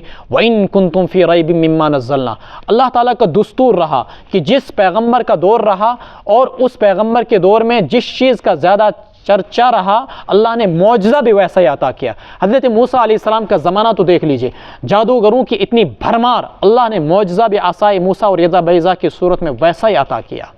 حضرت عیسیٰ علیہ السلام کے زمانے کے اندر علم طب حیرت انگیز طور سے ترقی کر رہا تھا، اللہ تبارک و تعالیٰ نے ان کو معجزہ بھی ویسا ہی عطا کیا کہ وہ بیماروں کو اور ابرص کو اور اندھوں کو اور کوڑیوں کو شفا دیتے، ہاتھ لگاتے، اللہ تبارک و تعالیٰ کے حکم سے مردوں تک کو زندہ کر دے۔ وَأُحْيِي الْمَوْتَى بِإِذْنِ اللَّهِ، اللہ رب العزت نے معجزہ بھی ایسا ہی عطا کیا۔ حضرت رسول اکرم صلی اللہ علیہ وسلم کے زمانے میں دیکھا جائے تو عربی ادب کا چرچا، فصاحت و بلاغت کا ایسا چرچا تھا کہ اہل عرب جو ہیں وہ صرف ان کا مشغلہ یہ تھا کہ شعر اشعار کہنا اور ایک دوسرے سے بڑھ بڑھ کر کلام نثر اور نظم کے اندر پیش کرنا۔ اللہ رب العزت نے فصاحت و بلاغت کے اس دور کے اندر فصاحت و بلاغت والا معجزہ حیرت انگیز کتاب قرآن کریم عطا کی اور چیلنج کر دیا کفار مکہ اور سارے مشرکین کو کہ تمہیں اگر اس قرآن کے بارے میں کسی قسم کا شک و شبہ ہے تو اس کی مثل کوئی کتاب لے آؤ۔ وَإِن كُنتُمْ فِي فی ریب مما نزلنا علی عبدنا، اور اگر تم کسی بھی شک و شبہ میں ہو، کسی بھی قسم کے شک و شبہ میں اس قرآن کے متعلق جو ہم نے اتاری اپنے بندے محمد صلی اللہ علیہ وسلم پر، فأتوا بسورۃ من مثلہ، لے آؤ کوئی صورت اسی جیسی، وادعوا، اور بلاؤ تم مددگاروں کو، اپنے مددگاروں کو اللہ کو چھوڑ کر، ان کنتم صادقین، اگر تم سچے ہو، فإن لم تفعلوا، اگر تم نہیں کر سکتے، ولن تفعلوا، اور ہرگز نہیں کر سکتے ہو،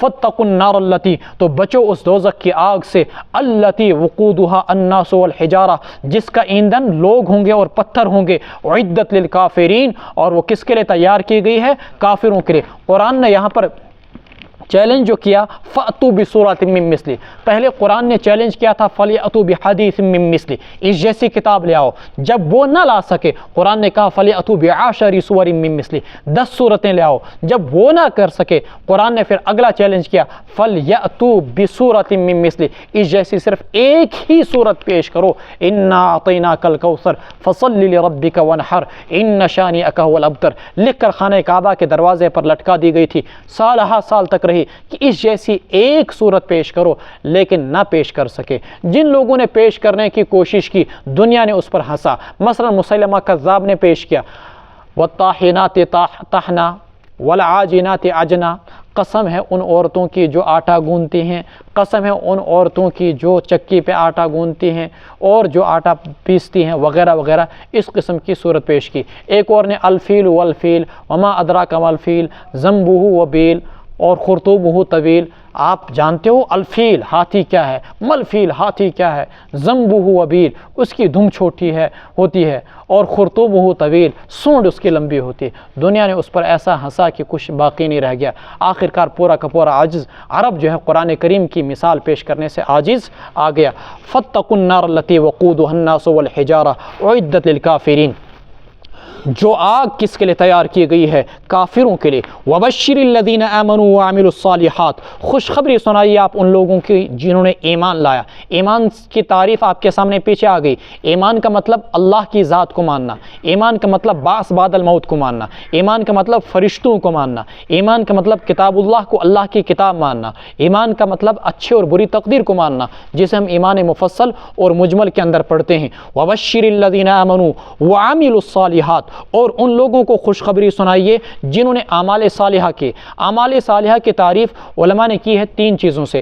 فرمایا کہ اعمال صالح وہ عمل ہے جو حکم الہی سے ہو، جس چیز کا حکم اللہ تبارک و تعالیٰ نے دیا ہو، اور پھر وہ حکم مطابق سنت ہو، پھر وہ عمل مطابق سنت ہو، وہ کام جو آپ اللہ کے حکم سے کریں، سنت کے مطابق کریں اور اللہ کی رضا کے لیے کریں۔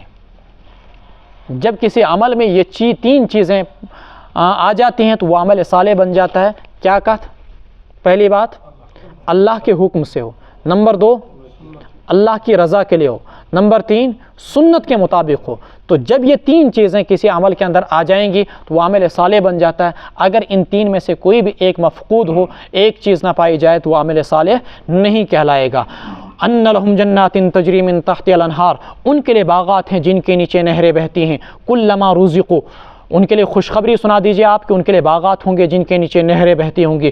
کلما رزقوا منها من ثمرۃ رزقا، جب بھی انہیں کوئی روزی دی جائے گی روزی کے طور پر، کھانے کے طور پر، قالوا هذا الذي رزقنا من قبل، تو وہ لوگ یوں کہیں گے یہ تو وہی روزی ہے جو ہم کو اس سے پہلے دی گئی تھی۔ واتوا به متشابہا، اور ان کو ملتا جلتا پھل دیا جائے گا۔ وَأُتُوا بِهِ مُتَشَابِهًا وَلَهُمْ فِيهَا أَزْوَاجٌ مُطَهَّرَةٌ، اور ان کے لیے ہوں گی جنت کے اندر پاکیزہ بیویاں، وَهُمْ فِيهَا خَالِدُونَ، اور وہ ان میں ہمیشہ ہمیش رہیں گے۔ ملتے جلتے پھل سے کیا مراد ہے؟ علماء نے اس کی 2 تشریحیں بیان کی ہیں۔ ایک یہ کہ ان کو جو جنت میں پھل دیا جائے گا وہ دنیا کے پھلوں کا ہم شکل ہوگا، جیسا یہاں کا سیب ویسا ہی وہاں کا سیب، لیکن سائز کے اندر بڑا۔ دنیا کا سیب اتنا تو جنت کا سیب اتنا بڑا، دنیا کا کیلا چھوٹا تو جنت کا کیلا بڑا، دنیا کا انگور چھوٹا تو جنت کا انگور بڑا، دنیا کا کھجور چھوٹا تو جنت کا کھجور بڑا۔ وہ اتو بھی متشابہ، شکل یکساں ہوگی۔ دوسری تعریف یہ بیان کی گئی، شکل یکساں ہوگی، ذائقہ الگ الگ ہوگا۔ علماء نے یہ بھی لکھا ہے کہ اگر جنت کے سیب کو انسان ایک مرتبہ کاٹے، ایک مرتبہ کھائے، الگ ذائقہ، دوسری بار کاٹے گا الگ ذائقہ، تیسری بار کاٹے گا الگ ذائقہ۔ وہ اتو بھی متشابہ وَلَهُمْ فِيهَا أَزْوَاجٌ مُطَهَّرَةٌ، ان کے لیے پاکیزہ بیویاں۔ بعض رات نے ترجمہ کر دیا ازواج سے جوڑ سے مراد، لیکن جوڑ کا ترجمہ یہاں پر درست نہیں، انہوں نے ایسا اس لیے کیا تاکہ شوہر بھی اس میں شامل ہو جائے۔ یہاں پر یوں تو کہا گیا کہ جنت میں مردوں کے لیے بیویاں ہوں گی، لیکن اور لڑکیوں کا کیا ہوگا جو بن بیاہی اور کنواری دنیا سے مر جاتی ہیں، ان کا قرآن نے تذکرہ نہیں کیا۔ کیوں؟ اس لیے کہ عموماً لڑکیوں کے لیے مرد کے ہونے کے تذکرے کو معیوب سمجھا جاتا ہے مہذب معاشرے کے اندر، کہ ان کے لیے شوہر ہوں گے، اس تذکرے کو معیوب سمجھا جاتا ہے۔ قرآن نے اس لیے یہ تذکرہ نہیں کیا، اگرچہ ان کے لیے بھی شوہر ہوں گے۔ بہرحال یہاں پر جو مضمون ہے وہ صرف اتنا کہ اہل جنت کے لیے بیویاں ہوں گی پاکیزہ، نہ تو ان کو حیض آئے گا، نہ ہی ان کو نفاس آئے گا، نہ وہ تھوکیں گی، نہ وہ پیشاب کریں گے، نہ وہ پاخانہ کریں گے، اور نہ ہی ان کے ناک سے ریٹھ نکلے گی۔ ان ساری کے سارے عیوب سے وہ پاک و صاف ہوں گے۔ وہم فیہا خالدون، وہ ان میں ہمیشہ ہمیشہ ہوں گے۔ یہاں تک بعض تفسیروں میں آیا ہے، صحیح احادیث میں آیا ہے کہ اللہ رب العزت نے ان کو جس حسن سے نوازا ہے، اللہ تبارک و تعالیٰ نے ان کو جس خوبصورتی سے نوازا ہے، اگر جنت کی کوئی حور اپنے معمولی سے پاؤں کو آسمان کی طرف نکال دے تو زمین و آسمان کی جو سورج کی روشنی ہے بے نور ہو جائے گی اور اسی کی روشنی چمکے گی۔ اگر وہ سمندروں میں تھوک دے تو سمندر میٹھے ہو جائیں گے، اور اگر اس کی ایک زلف کا ایک بال دنیا کی طرف آ جائے تو کائنات اس کی خوشبو سے معطر ہو جائے۔ ان اللہ لا یستحی ان یضرب مثلا ما بعوضۃ فما فوقها، اللہ تبارک و تعالی نہیں شرماتے اس بات سے کہ اللہ کوئی مثال بیان کرے۔ ما بعوضۃ، مچھر، فما فوقها، یا کسی ایسی چیز کی جو مچھر سے بھی حقارت میں بڑھ کر ہو۔ قرآن کریم میں جب مچھر وغیرہ کی مثالیں بیان کی تو مشرکین نے اس پر اعتراض کیا کہ یہ کیسی کتاب ہے جس کے اندر کبھی عنکبوت کا تذکرہ، کبھی بعوضہ کا تذکرہ، کبھی ذباب کا تذکرہ، لن یخلقوا ذبابا، مکھی کا تذکرہ، کبھی مکڑی کا تذکرہ۔ اس پر اللہ رب العزت نے فرمایا دیکھیے بھائی، کسی چیز کی اگر حقارت میں تمثیل دینی ہو، مثال دینی ہو، تو حقیر چیز ہی کو بیان کیا جائے گا، وہاں پر ہاتھی کی مثال تو نہیں دی جائے گی۔ وہاں پر تو اگر کسی چیز کے چھوٹے ہونے کی مثال دینی ہے تو مکھی مچھر ہی کی مثال دی جائے گی نا۔ اگر کسی کو کہنا ہو کہ بھائی تمہاری عقل اتنی سی بھی نہیں ہے جتنی کہ چونٹی کی بھی، اب وہاں پر یہ تو نہیں کہا جائے کہ تمہاری عقل اتنی بھی نہیں ہے کہ جتنی آئنسٹائن کی تھی، یا جتنی ہاتھی کی ہے، یا جتنی فلاں بڑے جانور کی ہے، وہاں پر تو چھوٹی چیز ہی کی مثال دی جائے گی۔ ان اللہ لا یستحی، اللہ اس بات سے نہیں شرماتے، ان یضرب مثلا ما بعوضۃ، کہ اللہ مچھر کی مثال بیان کریں، فما فوقها، یا اس سے اوپر کسی چیز کی۔ فاما الذین آمنوا، سو جن لوگوں نے ایمان لایا، فیعلمون انہ الحق من ربہم، وہ لوگ جانتے ہیں کہ یہ قرآن برحق ہے اپنے رب کی جانب سے۔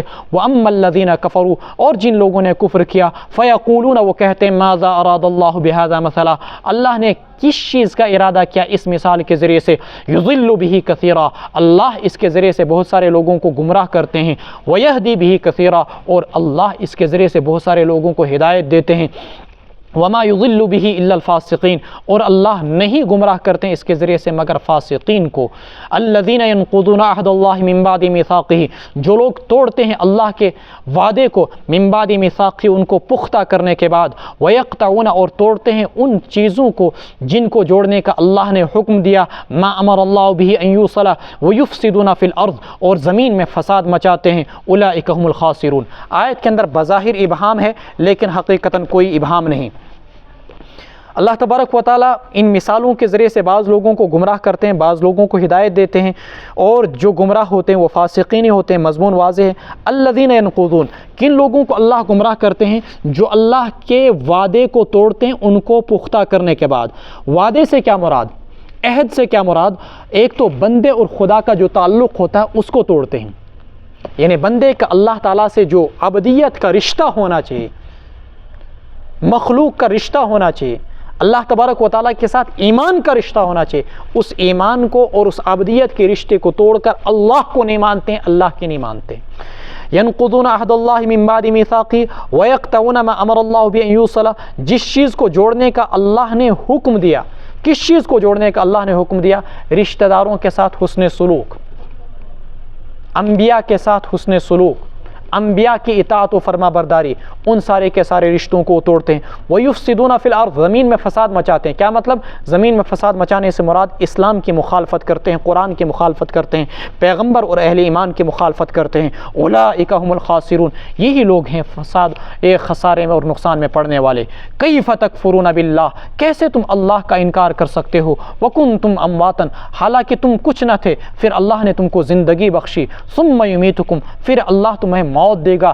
ثم یحییکم، پھر اللہ تمہیں دوبارہ زندہ کرے گا۔ ثم الیہ ترجعون، پھر اسی اللہ کی طرف تمہیں واپس کیا جائے گا۔ هو الذی خلق لکم ما فی الارض جميعا، وہی تو وہ اللہ ہے جس نے پیدا کیا تمہارے لیے جو کچھ زمین میں ہے سب کچھ۔ ثم استوى الی السماء، پھر وہ اللہ متوجہ ہوا آسمان کی طرف۔ فسواہن سبع سماوات، پھر اس اللہ نے برابر بنائے 7 آسمان۔ وہو بکل شیء علیم، اور وہ اللہ ہر چیز کو جاننے والا ہے۔ وَإِذْ قَالَ رَبُّكَ لِلْمَلَائِكَةِ إِنِّي جَاعِلٌ فِي الْأَرْضِ خلیفہ، اور وہ وقت یاد کیجئے۔ اِذ جب قرآن کریم استعمال کرتا ہے تو مطلب ہے کہ کسی اہم واقعے کی طرف توجہ دلائی جا رہی ہے، جگایا جا رہا ہے، تھوڑا توجہ دیجئے، دھیان دیجئے۔ وہ وقت یاد کیجئے جب اللہ نے فرشتوں سے کہا تھا إِنِّي جَاعِلٌ فِي الْأَرْضِ خلیفہ، میں زمین میں ایک نائب بنانے جا رہا ہوں۔ قَالُوا أَتَجْعَلُ فِيهَا مَن يُفْسِدُ فِيهَا وَيَسْفِكُ الدِّمَاءَ، فرشتوں نے عرض کیا أَتَجْعَلُ فِيهَا، اے اللہ کیا آپ رکھیں گے زمین میں ایسے فرد کو، جو ایسی مخلوق کو جو اس میں فساد مچائیں گے اور خون بہائیں گے۔ وَنَحْنُ نُسَبِّحُ بِحَمْدِكَ، جبکہ ہم آپ کی تسبیح بیان کرتے ہیں حمد ملا کر۔ وَنُقَدِّسُ لَكَ، اور آپ کی پاکی بیان کرتے ہیں۔ قَالَ إِنِّي أَعْلَمُ مَا لَا تَعْلَمُونَ، اللہ نے کہا میں جانتا ہوں وہ چیزیں جو تم نہیں جانتے ہو۔ یہ جو اللہ نے فرشتوں سے کہا اور آگے سے فرشتوں نے جواب دیا، ایسا کیوں ہوا؟ فرشتوں نے چونکہ اس سے پہلے زمین پر جنات کو بستے ہوئے دیکھا تھا کہ وہ زمین کس قدر خون ریزی کرتے تھے، اس لیے فرشتوں نے کوئی اعتراض نہیں کیا اللہ کی تخلیق پر۔ اگر اعتراض کا لفظ استعمال کیا جائے تو گویا کہ یہ تو کفر ہے، اللہ کے کام پر کوئی اعتراض نہیں کر سکتا ہے۔ یہ فرشتوں نے صرف استدعا اور عرض کیا تھا، اپنی رائے اللہ تعالیٰ کے سامنے رکھی تھی، عرض کیا تھا اور کہا تھا کہ خدایا چونکہ ہم اس سے پہلے جنات کو دیکھ چکے ہیں، وہ زمین میں کس قسم کے فسادات مچا چکے ہیں، اللہ اگر آپ کسی مخلوق کو پیدا کریں گے تو فائدہ کیا؟ اگر مقصد صرف تسبیح و تقدیس ہے، مقصد صرف عبادت ہے تو اس کے لیے تو ہم کافی ہیں۔ وَنَحْنُ نُسَبِّحُ بِحَمْدِكَ وَنُقَدِّسُ لَكَ قَالَ إِنِّي أَعْلَمُ، اللہ نے کہا میں جانتا ہوں وہ چیزیں جو تم نہیں جانتے ہو۔ وَعَلَّمَ آدَمَ الْأَسْمَاءَ كُلَّهَا، اللہ نے آدم علیہ السلام کو سارے نام سکھلا دیے۔ ثُمَّ عَرَضَهُمْ عَلَى الْمَلَائِكَةِ، پھر اللہ نے آدم علیہ السلام کو فرشتوں کے سامنے پیش کیا۔ فَقَالَ أَنبِئُونِي بِأَسْمَاءِ هَؤُلَاءِ إِن كُنتُمْ صَادِقِينَ، کہا کہ آپ مجھے بتائیے ان چیزوں کے نام اگر تم سچے ہو، إِن كُنتُمْ صَادِقِينَ۔ اب یہاں پر اسماء سے کیا مراد؟ مفسرین نے لکھا کہ قیامت تک کی جتنی مخلوقات آنے والی تھی یا زمین میں اس وقت موجود تھی، اللہ نے ان ساری مخلوقات کے نام بھی اور ان کے خواص بھی بیان کیے، چونکہ اسم عربی زبان میں کہتے ہیں ما یعرف به ذات الشیء، جس کے ذریعے سے کسی چیز کی ذات کا تعارف ہو جائے، ذات کے تعارف کو اسم بولتے ہیں۔ تو اللہ نے صرف یہ نہیں بتلایا کہ پانی یہ ہے اور پانی کا نام بتلا دیا، نہیں، اللہ نے پانی کی خواص بھی بتائے۔ اللہ نے صرف یہ نہیں بتلایا کہ یہ روزی ہے، اللہ نے روزی کے خواص بھی بتلائے۔ اللہ نے صرف یہ نہیں بتلایا کہ لوہا ہے، اللہ نے لوہے کے خواص بھی آدم علیہ السلام کو بتلائے۔ اللہ نے صرف یہ نہیں بتلایا کہ کپڑا ہے، اللہ نے کپڑے کے فوائد بھی بیان کیے۔ اللہ نے صرف یہ نہیں بتلایا کہ خوشی ہے یا یہ بیماری ہے، اللہ نے اس کے نقصانات بھی بیان کیے۔ اللہ نے یہ نہیں بتلایا کہ جھوٹ کیا ہے، اللہ نے جھوٹ کی ساری نقصانات بھی حضرت آدم علیہ السلام کو بتلا دیے۔ وَعَلَّمَ آدَمَ الْأَسْمَاءَ كُلَّهَا، اب فرشتوں کے سامنے بھی یہ چیزیں پیش کی گئی۔ ثُمَّ عَرَضَهُمْ عَلَى الْمَلَائِكَةِ فَقَالَ أَنبِئُونِي بِأَسْمَاءِ هَؤُلَاءِ إِن كُنتُمْ صَادِقِينَ، فرشتہ چونکہ لا يَأْكُلُونَ وَلَا يَشْرَبُونَ، نہ کھاتے ہیں نہ پیتے ہیں، نہ بیمار ہوتے ہیں نہ ان کو خوشی نہ ان کو غمی، تو جس شخص کو کبھی دانت درد ہوا ہی نہیں وہ کیا سمجھے گا دانت درد کیا ہے؟ جو شخص کبھی بخار جس کو چڑھا ہی نہیں وہ کیا سمجھے گا بخار کیا ہوتا ہے؟ جس کو کبھی بھوک اور پیاس لگی ہی نہیں وہ کیا سمجھے گا بھوک اور پیاس کیا ہوتی ہے؟ اس لیے فرشتے نہ ان چیزوں کو سمجھ سکے نہ ان چیزوں کو یاد رکھ سکے۔ قالوا انبئونی باسماء هؤلاء ان کنتم صادقین، سچے ہونے سے مراد یہ نہیں عیاذ باللہ کہ فرشتے جھوٹ بھی ہو سکتے تھے، سچے ہونے کا ترجمہ مفسرین نے یہاں پر کیا صحیح اور درست، یعنی اگر تم اپنے نقطۂ نظر میں صحیح اور درست ہو تو ان چیزوں کے خواص اور ان چیزوں کے نام بتاؤ۔ قالوا سبحانک لا علم لنا الا ما علمتنا انک انت العلیم الحکیم، کہا انہوں نے، کس نے بھائی؟ فرشتوں نے سبحانک، اے اللہ آپ کی ذات پاک ہے، لا علم لنا الا ما علمتنا، ہمیں کچھ پتہ نہیں مگر وہی جو آپ نے ہم کو سکھلایا، انک انت العلیم الحکیم، آپ ہی جاننے والے ہیں، آپ ہی حکمت والے ہیں۔ قال یا آدم، ہم تو صرف عبادت گزار ہیں۔ معلوم ہوا کہ علم کی صفت عبادت سے بڑھ کر ہے، اس لیے مفسرین نے لکھا اور رسول اللہ صلی اللہ علیہ وسلم کی حدیث نقل کی گئی ہے، اللہ کے رسول علیہ السلام نے فرمایا ایک آیت کو سیکھنا یہ 100 نفلوں سے افضل ہے، ایک آیت کو سیکھنا یہ 100 نوافل سے افضل ہے۔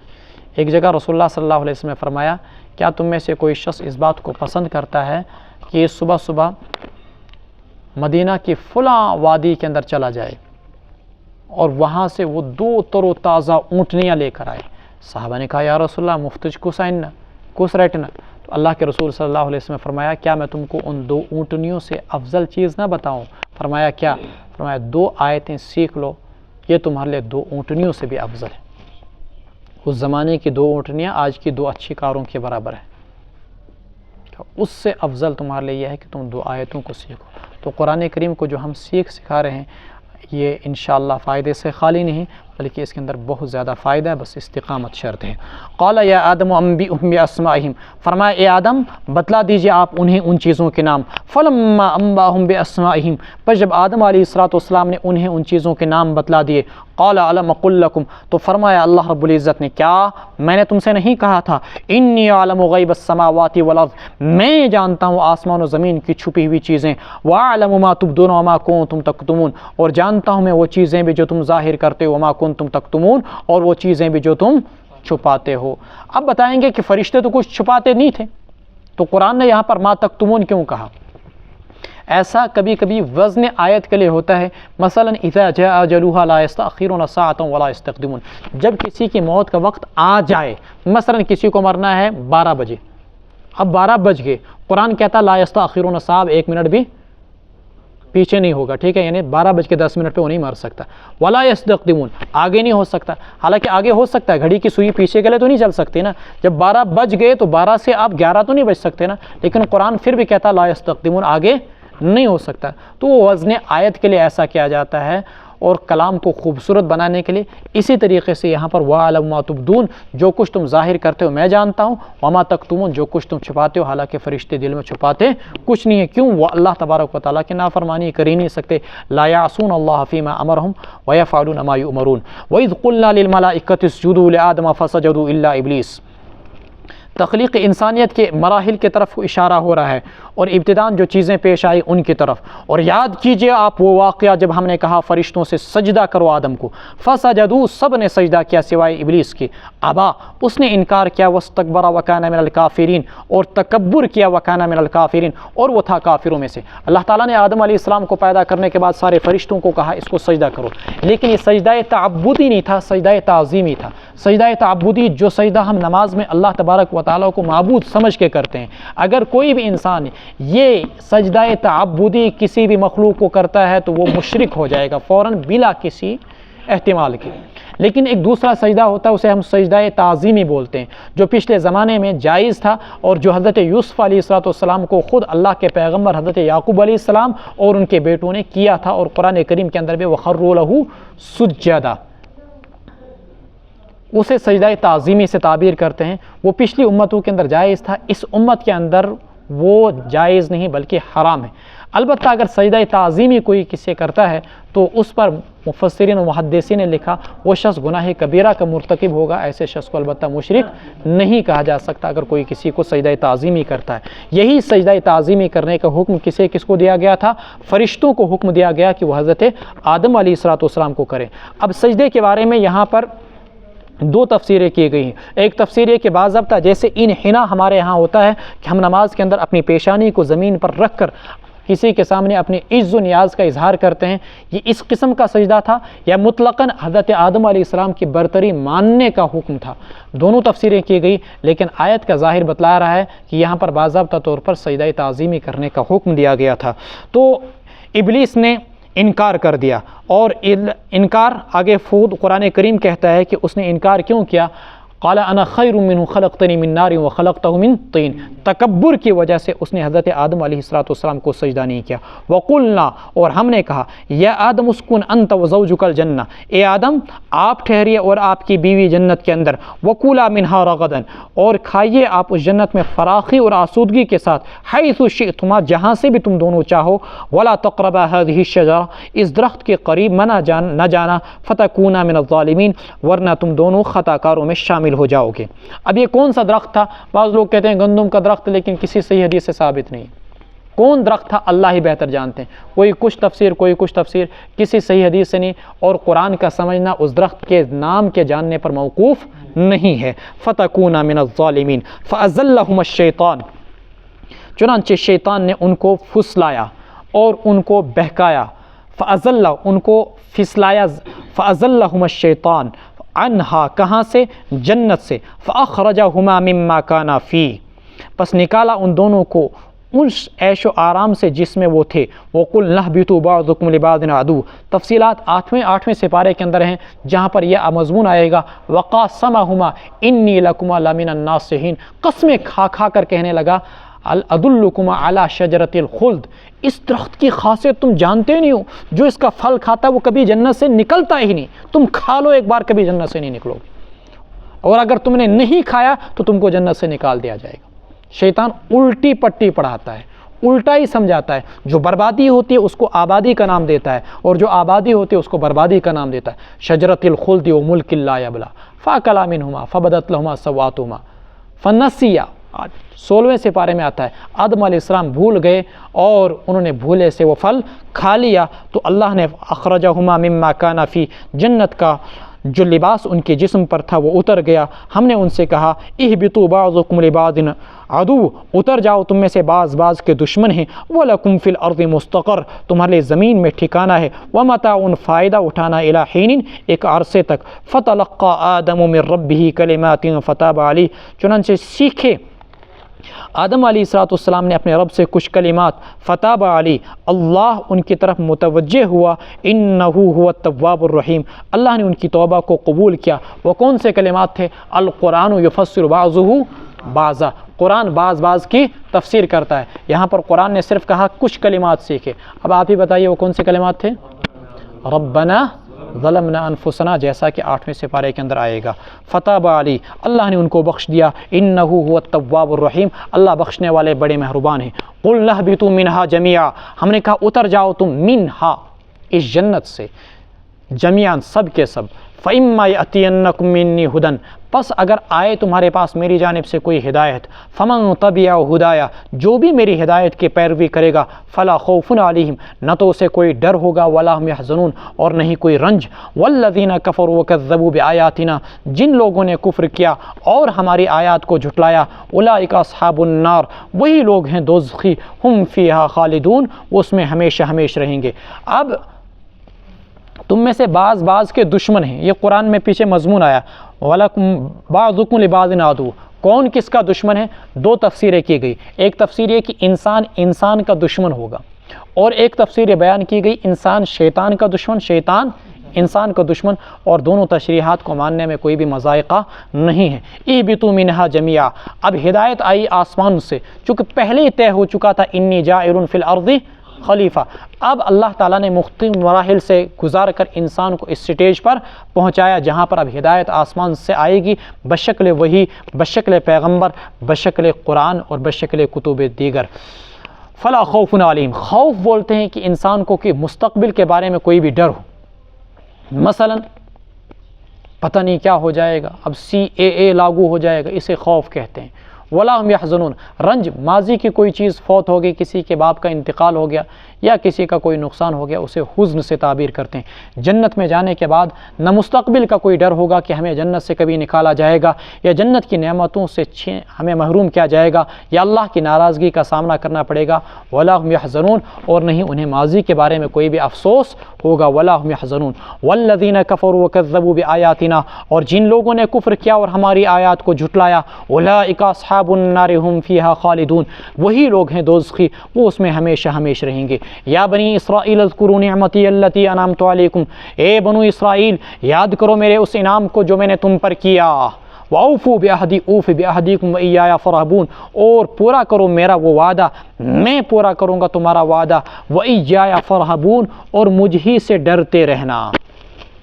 دیکھیں اگر کسی شخص کو یوں کہا جائے ژے مول کوتا نیک اوسے ژٕ کیُتھ نابکار درایہس، تو یہ بات اس کے دل کو جا لگتی ہے اور اس کو ایک قسم کی چوٹ محسوس ہوتی ہے۔ تمہارے والدین اتنے اچھے اور تم اتنے برے۔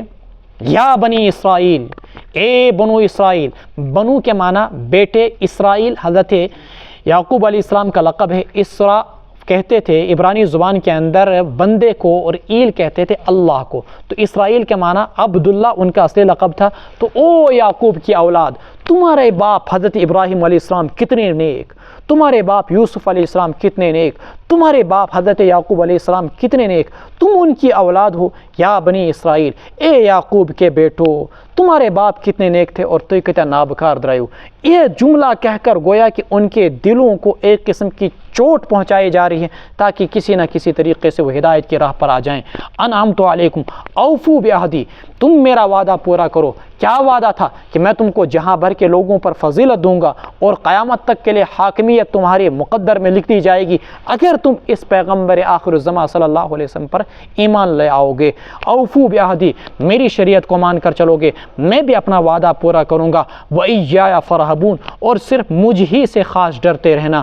وَآمِنُوا بِمَا أَنزَلْتُ مُصَدِّقًا لِمَا مَعَكُمْ، اور ایمان لے آؤ بما انزلت، اس کتاب پر جو میں نے اتاری، مصدقا لما معکم، جو کہ تصدیق کرنے والی ہے اس کتاب کی بھی جو تمہارے ساتھ یعنی تورات کی۔ ولا تکونوا اول کافر بہ، تم سب سے پہلا انکار کرنے والے نہ بننا۔ گمراہی کی راہ پر جو انسان سب سے پہلے چلتا ہے، حدیث میں آتا ہے کہ اس کو صرف اپنا گناہ نہیں ہوتا ہے بلکہ اس کے نقش قدم پر چلنے والے جتنے لاکھوں اربوں لوگ ہیں سب کا گناہ اس کو ملتا ہے۔ من سن سنتا سیئتا فلہ وزرها ووزر من عمل بها، جس بھی شخص نے کسی برے طریقے کی بنیاد رکھی تو اس کو بھی اس کا گناہ ہوگا، اور جو قیامت تک اس کی راہ پر چلیں گے سب کو اس کا گناہ ہوگا۔ یہاں پر وہی چیز بنو اسرائیل سے کہی گئی، لا تکونوا اول کافر بہ، تم سردار ہو، تم پڑھے لکھے لوگ ہو، اے بنو اسرائیل اگر تم ایمان لے آؤ گے تو تمہاری نسلیں بھی ایمان لائیں گی۔ یہ جتنے ان پڑھ لوگ ہیں عرب کے لوگ یا عجم کے لوگ، سب کے سب لوگ ایمان لائیں گے۔ رسول اللہ صلی اللہ علیہ وسلم کے زمانے میں دنیا میں پڑھی لکھی قوم اگر کوئی تھی تو وہ بنو اسرائیل کی تھی، لیکن افسوس ان کی تقدیر میں ایمان نہیں تھا۔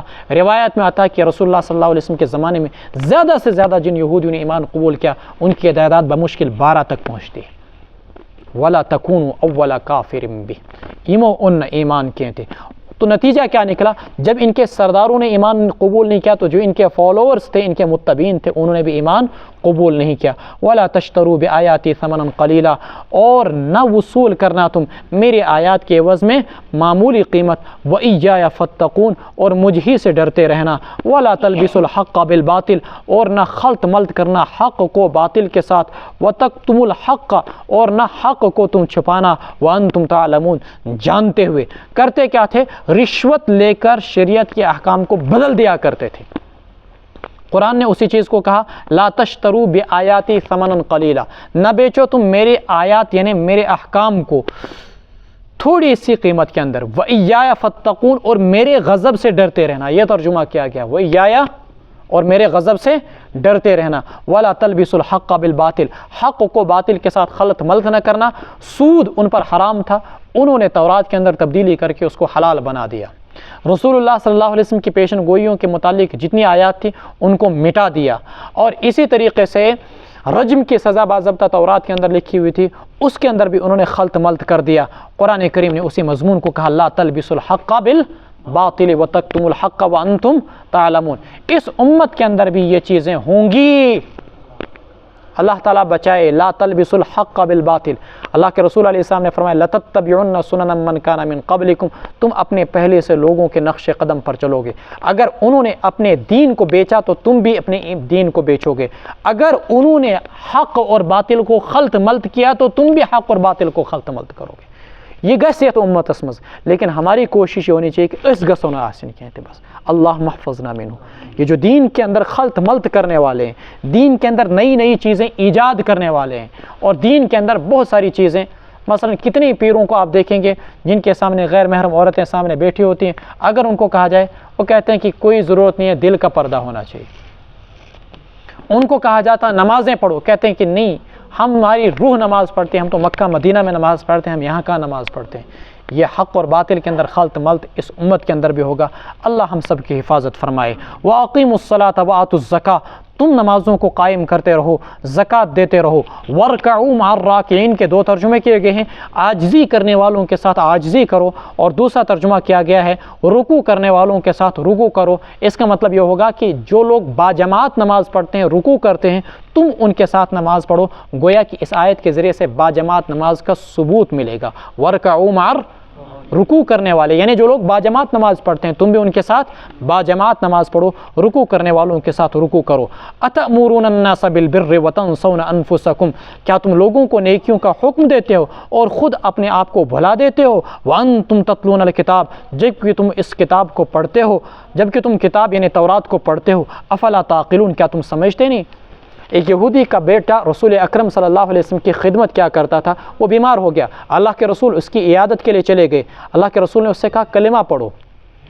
بیٹے نے باپ کی طرف دیکھا، باپ نے بولا ابو القاسم جو تم سے کہتا ہے تم کر لو، یعنی کلمہ پڑھ لو۔ بیٹے نے کلمہ پڑھ لیا، چونکہ باپ بھی جانتا تھا کہ یہ رسول اللہ صلی اللہ علیہ وسلم پیغمبر برحق ہیں، اور بیٹے کا ایمان پر خاتمہ ہو گیا، لیکن خود باپ نے کلمہ نہیں پڑھا۔ أَتَأْمُرُونَ النَّاسَ بِالْبِرِّ، کیا لوگوں کو نیکیوں کا حکم دیتے ہو؟ وَتَنْسَوْنَ أَنفُسَكُمْ، خود اپنے آپ کو بھلا دیتے ہو۔ وَأَنْتُمْ تتلون الکتاب افلا تعقلون، سمجھتے کیوں نہیں؟ وَاسْتَعِينُوا بِالصَّبْرِ وَالصَّلَاةِ، اور تم مدد طلب کرو نماز کے ذریعے سے، صبر کے ذریعے سے اور نماز کے ذریعے سے۔ وَإِنَّهَا لَكَبِيرَةٌ إِلَّا عَلَى الْخَاشِعِينَ، اور یہ نماز پڑھنا اگرچہ دشوار ہے مگر خاشعین پر نہیں، جو ڈرنے والے ہیں اللہ تبارک و تعالیٰ سے ان پر مشکل نہیں۔ الذین یظنون، جو لوگ یقین رکھتے ہیں، انہم ملاقو ربہم، کہ وہ اپنے رب سے جا ملیں گے، وانہم الیہ راجعون، اور یہ کہ انہیں اللہ ہی کی طرف لوٹنا ہے۔ تو دین کی راہ میں انسان کو مشکلات آئیں گی، ان مشکلات کا اللہ تبارک و تعالیٰ نے جو حکم دیا، فرمایا کہ ان مشکلات کا مقابلہ آپ کو صبر کے ذریعے سے کرنا ہے، ہوش کے ذریعے سے کرنا ہے، گوش کے ذریعے سے کرنا ہے، جذبات سے نہیں کرنا ہے، والصلاۃ، اور نماز کے ذریعے سے کرنا ہے۔ شریعت کا مزاج تو دیکھیے، اگر آپ کو مصیبت آتی ہے تو اللہ رسول اللہ آپ کو حکم دیتے ہیں صلاۃ الحاجہ پڑھیے۔ اگر آپ کو کسی بھی کام کے کرنے یا نہ کرنے کی تعین کرنی ہے، آپ کو شریعت حکم دیتی ہے کہ آپ صلاۃ استخارہ پڑھیے۔ اگر آپ کو گناہ ہو جاتا ہے، شریعت آپ کو حکم دیتی ہے کہ آپ صلاۃ التوبہ پڑھیے۔ آپ کو اپنے مردوں کو بخشش کرانی ہے، شریعت آپ کو حکم دیتی ہے کہ آپ باضابطہ طور پر صلاۃ جنازہ پڑھیے۔ اگر آپ کو دین کی راہ میں مصروف رہنا ہے، شریعت آپ کو نوافل اور تہجد کا حکم دیتی ہے۔ کوئی ایسا مرحلہ ہے ہی نہیں جہاں پر شریعت نے آپ کو نماز کے ساتھ نہیں جوڑ دیا، اور خود رسول اللہ صلی اللہ علیہ وسلم کو کوئی بھی پریشانی پیش آتی آپ فوراً مسجد کی طرف دوڑ پڑتے اور آپ نماز پڑھتے۔ وَاسْتَعِينُوا بِالصَّبْرِ وَالصَّلَاةِ وَإِنَّهَا لَكَبِيرَةٌ إِلَّا عَلَى الْخَاشِعِينَ۔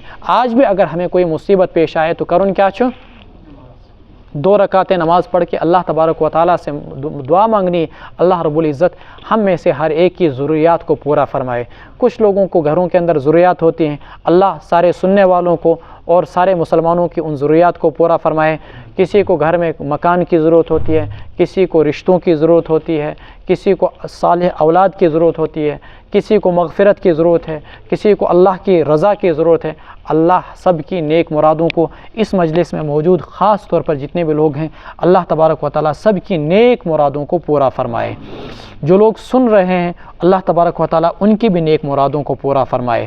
یا بنی اسرائیل اذکروا نعمتی التی انعمت علیکم، اے بنو اسرائیل یاد کرو میری اس نعمت کو جو میں نے تم پر کی، وانی فضلتکم علی العالمین، اور یہ کہ میں نے تم کو فضیلت بخشی جہاں والوں پر۔ یہ فضیلت کس بنیاد پر دی گئی تھی؟ خاندانی لحاظ سے نہیں، تو کہ تم ابراہیم علیہ السلام کی نسل سے ہو، چونکہ اللہ تبارک و تعالیٰ کے یہاں لا فضل لعربی علی عجمی، کسی عربی کو عجمی پر کوئی فضیلت نہیں، ولا لاسود علی ابیض، اور نہیں کسی کالے کو گورے پر، نہیں کسی گورے کو کالے پر کوئی فضیلت حاصل ہے، الا بالتقوی۔ تو فضیلت کا مطلب کیا؟ اعمال صالحہ کی بنیاد پر، ایمان کی بنیاد پر اللہ تبارک و تعالیٰ نے تم کو فضیلت بخشی تھی۔ یہ وہ دور دیکھ لیجئے جس وقت پوری دنیا کے اندر ظلمت و جہالت تھی، ایران کے اندر ظلمت و جہالت، ہندوستان کے اندر ظلمت و جہالت، افریقہ کے اندر ظلمت و جہالت، امریکہ تو نقشہ وجود ہی پر نہیں تھا، عرب کے اندر ظلمت و جہالت، چین کے اندر ظلمت و جہالت، اس دور ظلمت میں اگر کسی کو اللہ تعالیٰ نے علم اور عمل کا چراغ عطا کیا تھا تو وہ کون لوگ تھے؟ بنو اسرائیل۔ وَأَنِّي فَضَّلْتُكُمْ عَلَى الْعَالَمِينَ، ایمان کی دولت سے نوازا تھا تو بنو اسرائیل، اور کتاب کی دولت سے نوازا تھا تو بنو اسرائیل۔ وَأَنِّي فَضَّلْتُكُمْ عَلَى الْعَالَمِينَ، اے یعقوب کے بیٹو، تمہارا باپ تو بڑا نیک تھا، میں نے تم پر کتنے انعام کیے، لیکن تم کتنے ناشکرے نکلے، کتنے احسان فراموش نکلے۔ وَاتَّقُوا، تمہارا یہ خیال ہے کہ ہمارے آباء و اجداد تمہیں بچائیں گے، مشرکین کا خیال یہ تھا کہ ہمارے بت ہماری سفارش کریں گے۔ اور عیسائیوں کو باضابطہ یہ عقیدہ ہی عقیدہ کفارہ کی زمین پر گناہ بہت ہو گئے تو اللہ رب العزت نے عیسیٰ علیہ السلام کو پھانسی پر اس لیے چڑھایا تاکہ وہ لوگوں کے گناہوں کا کفارہ ادا کر سکیں اور لوگوں کے گناہوں کا کفارہ بن جائیں۔ گویا کہ عیسائیوں کا عقیدہ یہ ہے کہ عیسیٰ علیہ السلام صلیب پہ چڑھ گیا، ہم سب کے گناہ معاف ہو گئے، وہ بھی یہ عقیدہ رکھتے تھے۔ اور یہودیوں کا عقیدہ بھی آپ کے سامنے آیا ہی، لن تمسنا النار الا ایاما معدودہ، دوزخ کی آگ ہمیں چھو نہیں سکتی، نحن ابناء اللہ، ہم اللہ کے بیٹے ہیں، واحباء، اللہ کے پیارے ہیں۔ اس آیت کے اندر اللہ تعالیٰ نے مشرکین کی، اس آیت میں اللہ تعالیٰ یہودیوں کی، اس آیت میں اللہ تبارک و تعالیٰ نے نصرانیوں کی، اور اس آیت میں اللہ تعالیٰ نے امت مسلمہ کی، اور اس آیت میں اللہ تبارک و تعالیٰ نے میرے اور آپ کی اگر کسی بھی ذہن میں کوئی باطل خیال ہے تو اس کی تردید فرمائی، فرمایا لوگو بچو یوم اللہ تجزی نفس عن نفس، اس دن سے جس دن کوئی کسی کے کام نہیں آئے گا کچھ بھی شیء ولا یقبل منہا شفاعہ، اور نہیں کسی کی کوئی سفارش قبول کی جائے گی۔ یہ جو سفارش کا عقیدہ بنا رکھا تھا یہودیوں نے اور مشرکوں نے، اللہ نے اس عقیدے کی تردید لا یقبل منہا شفاعہ سے فرمائی۔ ولا یؤخذ منہا عدل، اور نہیں کوئی فدیہ لیا جائے گا، کوئی فدیہ، کوئی عوض، کوئی بدلہ نہیں لیا جائے گا، کوئی معاوضہ نہیں لیا جائے گا کہ تم سوچو جیسے کہ عیسائی سمجھتے تھے کہ عیسیٰ علیہ السلام ہمارے فدیے میں پھانسی پہ چڑھ گئے، ہمارے بدلے میں عیسائی پھانسی پہ چڑھ گئے۔ حضرت عیسیٰ علیہ السلام فرمایا کہ ایسا کچھ نہیں، ولا یقبل منہا عدل، یا یہ کہ تمہارا خیال ہے کہ کل قیامت کے دن پیسے دے کر چھوٹ جائیں گے، رشوت دے کر چھوٹ جائیں گے، یا ہمیں کسی کی سفارش کام آئے گی۔ واتقوا یوم لا تجزی نفس عن، کوئی کسی کے کام نہیں آئے گا۔ انسان کے ضمیر کو جھنجھوڑ دینے کے لیے یہ آیت کافی ہے، اگر انسان کے دل کے اندر رتی برابر بھی ایمان کی رمق موجود ہو۔ وَلَا هُمْ يُنصَرُونَ، اور نہیں ان کی مدد کی جائے گی۔ وَإِذْ، اور یاد کیجئے وہ لمحہ، اِذْ نَجَّيْنَاكُمْ مِنْ آلِ فِرْعَوْنَ، جب ہم نے تم کو بچایا آل فرعون سے۔ اب یہاں سے لے کر برابر ایک پارے تک تقریباً اللہ تبارک و تعالیٰ یہودیوں پر اپنے انعامات اور بنو اسرائیل پر اپنی نعمتوں کا ذکر کر کے اس کی وضاحت کر رہے ہیں۔ اذ نجیناکم، جب ہم نے تم کو بچایا تھا فرعون والوں سے، یسومونکم سوء العذاب، سومون سے ماخوذ بدترین عذاب تم کو دیا کرتے تھے، یذبحون ابناءکم، تمہارے بیٹوں کو ذبح کیا کرتے تھے، ویستحیون نساءکم، تمہاری عورتوں کو زندہ رکھا کرتے تھے، وفی ذالکم بلاء من ربکم عظیم، اور اس میں تمہارے لیے تمہارے رب کی جانب سے ایک بہت بڑی آزمائش تھی۔ فرعون، فرائنہ، حضرت موسیٰ علیہ السلام کے زمانے میں جو مصر کے بادشاہ ہوا کرتے تھے ان کو فرعون کہا کرتے تھے۔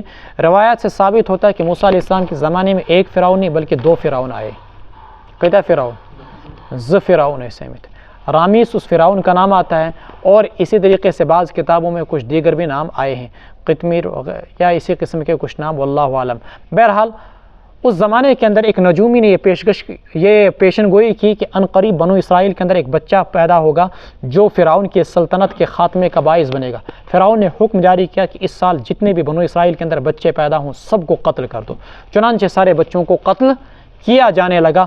تو اس پر باری تبارک و تعالیٰ نے یہ آیت نازل کی، یہاں پر یسومونکم سوء العذاب یذبحون ابناءکم۔ وہ لمحہ یاد کرو، لڑکیوں کو زندہ رکھا کرتے تھے تاکہ ان سے خدمت کا کام لے سکیں اور ان کو اپنے حرم کی زینت بنائیں، یا سیدھے لفظوں کے اندر اللہ تبارک و تعالیٰ رچن ان کی عزتوں کو لوٹیں، جیسا کہ آج فلسطین کے اندر یہی یہودی جن حالات کا ان کو سامنا کرنا پڑا تھا بدبختوں اور ظالموں کو، آج وہی کچھ مسلمانوں کے ساتھ کر رہے ہیں۔ تاریخ اپنے آپ کو دہرا رہی ہے، کل کا مظلوم آج کا ظالم بنا ہے، کل ہٹلر کے زمانے میں جس پر ہولوکاسٹ ڈھائی گئی تھی، قیامت صغریٰ ڈھائی گئی تھی، آج خود ہی وہ اسی قیامت صغریٰ کا ارتکاب کر رہا ہے۔ کل ان کے بچوں کو شہید کیا گیا تھا، آج اس نے بھی 10,000 مسلمان بچوں کو شہید کیا۔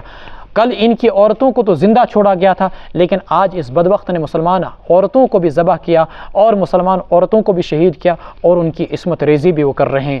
وَيَسْتَحْيُونَ نِسَاءَكُمْ وَفِي ذَلِكُمْ بَلَاءٌ مِّن رَبِّكُمْ عَظِيمٌ وَإِذْ فَرَقْنَا بِكُمُ الْبَحْرَ، اور یاد کیجئے وہ لمحہ اذ فرقنا بکم البحر، جب ہم نے شق کیا تمہارے لیے سمندر کو، فانجیناکم، پھر ہم نے تم کو بچایا، واغرقنا آل فرعون، اور ہم نے ڈبو دیا فرعون والوں کو، وانتم تنظرون، اور تم دیکھ رہے تھے۔ یہ واقعہ تفصیل کے ساتھ 19ویں سپارے، 16 سپارے اور 9ویں سپارے کے اندر آئے گا۔ یہاں پر قرآن صرف ہلکا ہلکا اشارہ کر رہا ہے۔ جب حضرت موسیٰ علیہ السلام بنو اسرائیل کو لے کر حکم خداوندی کے مطابق مصر سے شام کی طرف نکلے تو راستہ بھٹک کر وہ ایسی جگہ پر پہنچ گئے جہاں دائیں طرف بھی پہاڑی، بائیں طرف بھی پہاڑی تھے، اور سامنے بحر قلزم تھا۔ اب جائیں تو جائیں کہاں؟ پیچھے سے فرعون کا لشکر جو لاکھوں کی تعداد میں تھا۔ موسیٰ ہم تو مارے گئے، انا لمدرکون۔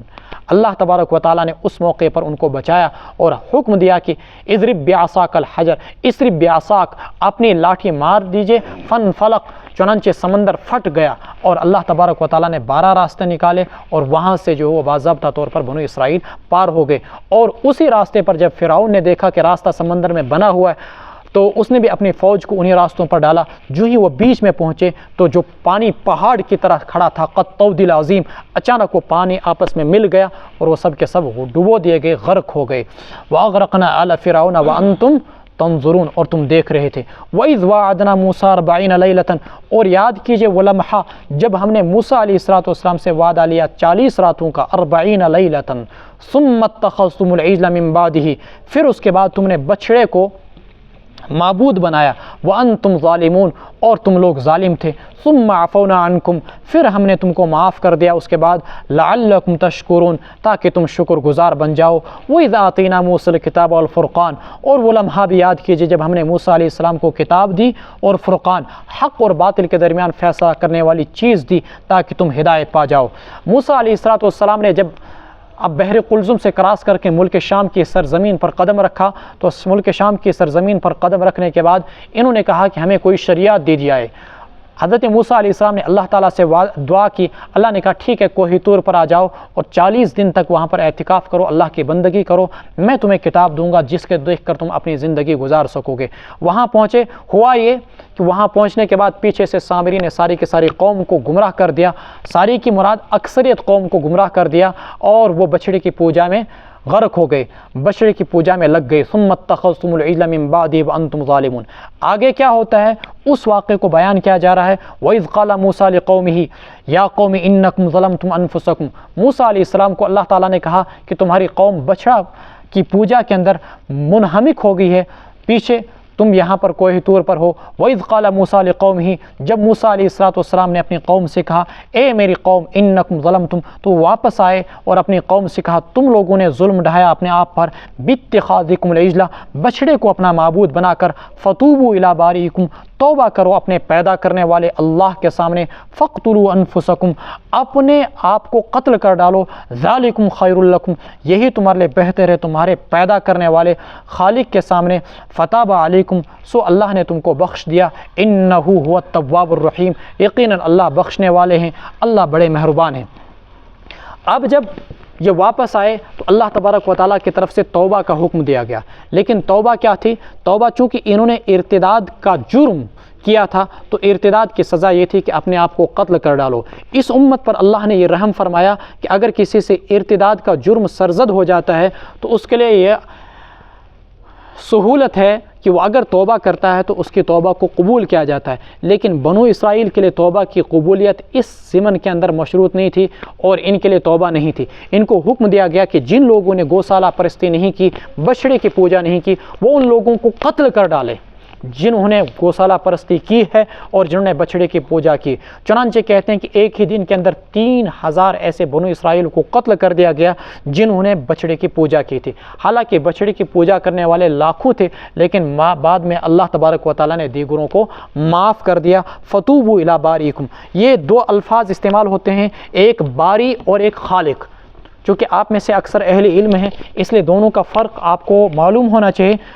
خالق بولتے ہیں منصوبہ ساز کو. خالق کا مطلب ہوتا ہے جو منصوبہ ساز ہوتا ہے, منصوبہ بنانے والا ہوتا ہے, جبکہ باری بولتے ہیں اس منصوبے کے نافذ کرنے والے کو. باری کسے بولتے ہیں؟ نافذ کرنے والے کو. تو یہاں پر لفظ استعمال کیا گیا فتوبوا الی بارئکم, اپنے اس خالق کے سامنے توبہ کرو جو کائنات کے منصوبے بناتا بھی ہے اور پھر ان منصوبوں کو نافذ بھی کرتا ہے. فتاب علیکم انہ هو التواب الرحیم. اوپر ایک اور لفظ آیا تھا جب ہم نے موسیٰ علیہ السلام کو کتاب دی اور فرقان دیا. فرقان کا ترجمہ ایک تو میں نے کیا حق اور باطل کے درمیان فیصلہ کرنے والی کتاب, اور فرقان کا ایک اور ترجمہ کیا جاتا ہے معجزے سے. اللہ نے تم کو ایسی چیز دی جس سے دودھ کا دودھ اور پانی کا پانی ہو گیا, یعنی موسیٰ علیہ السلام کو دیے جانے والے معجزات, یا اسی طریقے سے اللہ تعالیٰ کی جانب سے جو ان کو فتح دی گئی تھی. فتح علیکم انہ هو التواب الرحیم. وَإِذْ قُلْتُمْ, اور وہ لمحہ یاد کیجئے جب تم نے کہا اے موسیٰ لن نؤمن لک حتی نری اللہ جہرۃ, ہم تب تک ہرگز ایمان نہیں لائیں گے جب تک کہ ہم اللہ کو اعلانیہ اپنی آنکھوں کے سامنے نہ دیکھ لیں. فَأَخَذَتْكُمُ الصَّاعِقَةُ وَأَنْتُمْ تَنظُرُونَ, سو پکڑ لیا تم کو بجلی کی کڑک نے اور تم دیکھ رہے تھے. عجیب قسم کے لوگ تھے. جب تورات ان کے سامنے لائی گئی تو کہنے لگے کہ ہم نہیں ایمان لائیں گے. موسیٰ علیہ السلام نے جب تک کہ ہم اللہ تبارک و تعالیٰ کو اپنے کانوں سے نہ یہ کہتے ہوئے سنیں کہ واقعتاً یہ تورات اللہ ہی کی کتاب ہے پھر مانیں گے. جس موسیٰ کی وجہ سے ابھی بحر قلزم سے بچ کر آئے تھے, فرعون کے قتل و غارت گری سے بچ کر آئے تھے, اس موسیٰ کی بھی ماننے والے نہیں تھے. بڑے ہر درم قسم کے لوگ تھے. چنانچہ موسیٰ علیہ السلام نے اللہ تعالیٰ سے دعا کی. اللہ تعالیٰ نے کہا کہ ٹھیک ہے 70 آدمیوں کو لے کر آؤ. وَاخْتَارَ مُوسَىٰ قَوْمَهُ 70 رَجُلًا لِمِيقَاتِنَا, 9ویں سپارے میں تفصیلات آئیں گی. چنانچہ موسیٰ علیہ السلام 70 آدمیوں کو لے کر پہنچے. وہاں پر اللہ کی آواز باضابطہ سنائی دی, دائیں سے بائیں سے اوپر سے آگے سے پیچھے سے ہر طرف سے گونجتی ہوئی آواز, جس میں ان کو یہ تنبیہ کی گئی کہ واقعتاً یہ اللہ ہی کی کتاب ہے. کہنے لگے نہ اس مانوی نے کہتے حصہ نہ اس اللہ تعالیٰ سے پنیو اچھو جب تک کہ اللہ کو اپنے آنکھوں سے نہ دیکھ لیں ہم نہیں مانیں گے. حتی نر اللہ جہرتاً, تو ان کی اس گستاخی پر اللہ کو بھلا کون دیکھ سکتا ہے, تو اس پر اللہ تبارک و تعالیٰ نے بجلی کی ایک کڑک ان پر ڈالی جس کی وجہ سے سب کے سب مر گئے. اور مرنے کے بعد موسیٰ علیہ السلام گھبرا گئے, چونکہ لوگوں کو اپنے سرداروں کے ساتھ بڑی عقیدت اور محبت ہوا کرتی ہے کہ واپس جاؤں گا تو قوم کہیں میرے مخالف نہ ہو جائے کہ تم نے ہمارے سرداروں کو مروا دیا. چنانچہ اللہ تبارک و تعالیٰ سے دعا کی, اللہ نے ان سرداروں کو زندہ کیا. اب واپس پہنچے. واپس پہنچنے کے بعد ان سے کہا گیا کیا یہ تصدیق ہو گئی کہ واقعتاً اللہ ہی کی کتاب ہے؟ اب سرداروں نے اتنا کہا ہاں کتاب تو اللہ ہی کی ہے, لیکن اللہ نے یہ کہا ہے جتنی کتاب پر عمل ہو سکے اتنی پر عمل کر لینا, اور جس پر نہ ہو سکے کوئی عمل نہیں کرنا. بھلا اگر کسی قوم کو یہ کہا جائے مرضی آئے تو نماز پڑھو, مرضی نہ آئے نماز نہ پڑھو, کوئی نماز پڑھے گا؟ کوئی دین کے قریب آئے گا؟ کوئی بھی نہیں.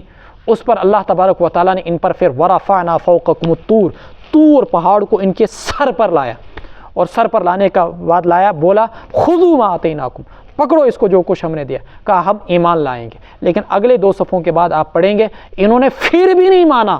بڑے ہر درم قسم کے لوگ تھے, پھر بھی اس کے بعد بھی انہوں نے نافرمانی کی. ثم بعثناکم من بعد موتکم وَإِذْ قُلْتُمْ يَا موسیٰ, اور جب تم کہنے لگے اے موسیٰ ہم ہرگز ایمان نہیں لائیں گے تجھ پر جب تک کہ اللہ کو سامنے نہ دیکھ لیں. فَأَخَذَتْكُمُ الصَّاعِقَةُ, تم کو کڑک نے پکڑ لیا. وَأَنْتُمْ تَنْظُرُونَ, اور تم اس ساری سچویشن کو اپنی آنکھوں سے دیکھ رہے تھے. ثُمَّ بَعَثْنَاكُمْ, پھر ہم نے تم کو زندہ کیا تمہاری موت کے بعد تاکہ تم شکر ادا کرو. کچھ مفسرین نے یہاں پر ترجمہ کر دیا بے ہوشی کا, غلط ہے بچوں کہ قرآن نے صاف موت کا لفظ استعمال کیا. وَظَلَّلْنَا عَلَيْكُمُ الْغَمَامَ, اور ہم نے تم پر باضابطہ بادل کا سایہ کیا. وَأَنزَلْنَا عَلَيْكُمُ الْمَنَّ وَالسَّلْوَىٰ, اور اتارا ہم نے تم پر من اور سلوہ. من ترنجبین کو بولتے ہیں, سلوہ بٹیر کو بولتے ہیں. کلوا من طیبات ما رزقناکم, کھاؤ وہ پاکیزہ روزی جو کچھ ہم نے تم کو دی. وما ظلمونا, ولیکن انہوں نے ہمارا کچھ نقصان نہیں کیا. ولیکن کانوا انفسهم یظلمون, لیکن وہ خود اپنا ہی نقصان کیا کرتے تھے. اب جب بحر قلزم کو کراس کرنے کے بعد اللہ نے ان کو کہا کہ چونکہ تمہیں بیت المقدس جانا ہے جو تمہارا آبائی قبلہ ہے اور اس کو آباد کرنا ہے, لیکن وہاں پر عمالقہ آباد تھے, کہا اس کو فتح کرو. جب عمالقہ کو دیکھا تو کہنے لگے ہم تو اس کا مقابلہ نہیں کریں گے. اذهب انت وربک فقاتلا انا هاهنا قاعدون, آپ جائیے اور آپ کا رب آپ لڑیے, ہم تو یہاں پر بیٹھے ہیں. اللہ نے اس پر ان پر عذاب مسلط کیا کہ صحرائے سینا کے اندر وادی تیہ کے اندر 40 سال تک کے لیے ان کو وہیں پر رکا دیا. صبح نکلتے شام تک ان کو کوئی کنارہ نہ ملتا. لیکن اس دور میں بھی جب ان پر اللہ کا قہر نازل ہو رہا تھا، اللہ کی رحمتیں ان پر کچھ نازلیں ہوتی رہیں۔ مثلا جب یہاں پر اس صحرا کے اندر، ریت کے صحرا کے اندر یہ دھوپ سے تنگ ہو گئے تو اللہ نے بادلوں کو متعین کیا کہ جو ہر وقت ان پر سایہ کرتے رہتے تھے۔ وَظَلَّلْنَا عَلَيْكُمُ الْغَمَامَ، بھوک سے پیاس پریشان ہوئے تو اللہ رب العزت نے کچھ پرندوں کو جو بٹیر کی شکل میں، چھوٹی چھوٹی چڑیوں کی شکل میں ہوتی، جو لاکھوں کی تعداد میں آتی اور ان کے خیموں کے آس پاس ٹھہری رہتی اور ان کے آس پاس بیٹھی رہتی، یہ انہیں بلا کسی رکاوٹ کے ان کو پکڑ لیتے اور وہ مزاحمت بھی نہیں کرتی چڑیاں، یہ ان کو ذبح کرتے اور کھا لیتے، اس کو بولتے ہیں سلوا۔ اور اسی طریقے سے اللہ ان درختوں پر ایک خاص قسم کا پھل روزانہ اتارتے اور وہ کھاتے، جس کو ترنجبین بولتے ہیں۔ بعض کتابوں میں آتا ہے کہ دھنیے کے دانوں کی طرح چھوٹے چھوٹے سفید دانے جو شہد کی طرح میٹھے ہوتے تھے، جو ہر رات درختوں کے پتوں پر اترتے، یہ اس کو کھاتے تھے۔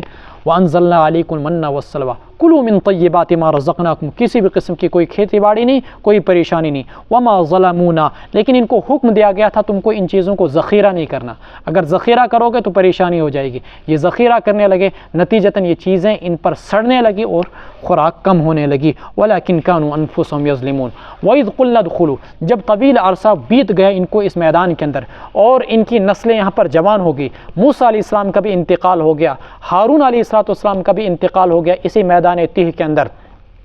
اللہ کا اتنا کرم تھا کہ ان پر جوئیں نہیں پڑتی تھی ان کے کپڑوں پر، اللہ نے ان کے لیے 12 چشمے نکالے، جیسا کہ ابھی آگے آئے گا اسی میدان کے اندر۔ اور اللہ تبارک و تعالیٰ کا نظام یہ تھا کہ ان کے بچوں کے جو کپڑے ہوتے تھے وہ جب لمبے ہوتے تھے، بڑے ہوتے تھے، تو کپڑے بھی خود بخود لمبے ہو جاتے تھے۔ اتنا حیرت انگیز نظام اللہ رب العزت نے ان کے لیے رکھا تھا۔ ایک عرصے کے بعد کہنے لگے کہ ہم اس میدان کے اندر یہ خوراک کھاتے کھاتے اکتا گئے ہیں، ہم کو تو دال چاہیے، جیسا کہ اگلی آیت کے اندر بھی یہ مضمون مفصل آئے گا، ہم کو تو پیاز چاہیے، ہم کو تو لہسن چاہیے، ہم کو تو یہ چاہیے، ہم کو تو یہ چاہیے۔ اللہ تعالیٰ نے کہا اچھا اس بستی کے اندر داخل ہو جاؤ۔ سامنے اریحا بستی ہے جس کو جیریکو بولتے ہیں، اور دنیا کی قدیم ترین بستیوں میں وہ بستی بھی ہے، بیت المقدس سے 50 کلومیٹر کے فاصلے پر ہے یہ بستی جیریکو، عربی نام ہے اس کا اریحا، وہاں پر داخل ہو جاؤ۔ چنانچہ حکم یہ دیا گیا تھا داخل ہونا، لیکن جھک کر عاجزی کے ساتھ، اور زبان پر یہ الفاظ ہونے چاہیے حتتن حتتن، خدایا ہمارے گناہوں کو معاف فرما، خدایا ہمارے گناہوں کو معاف فرما۔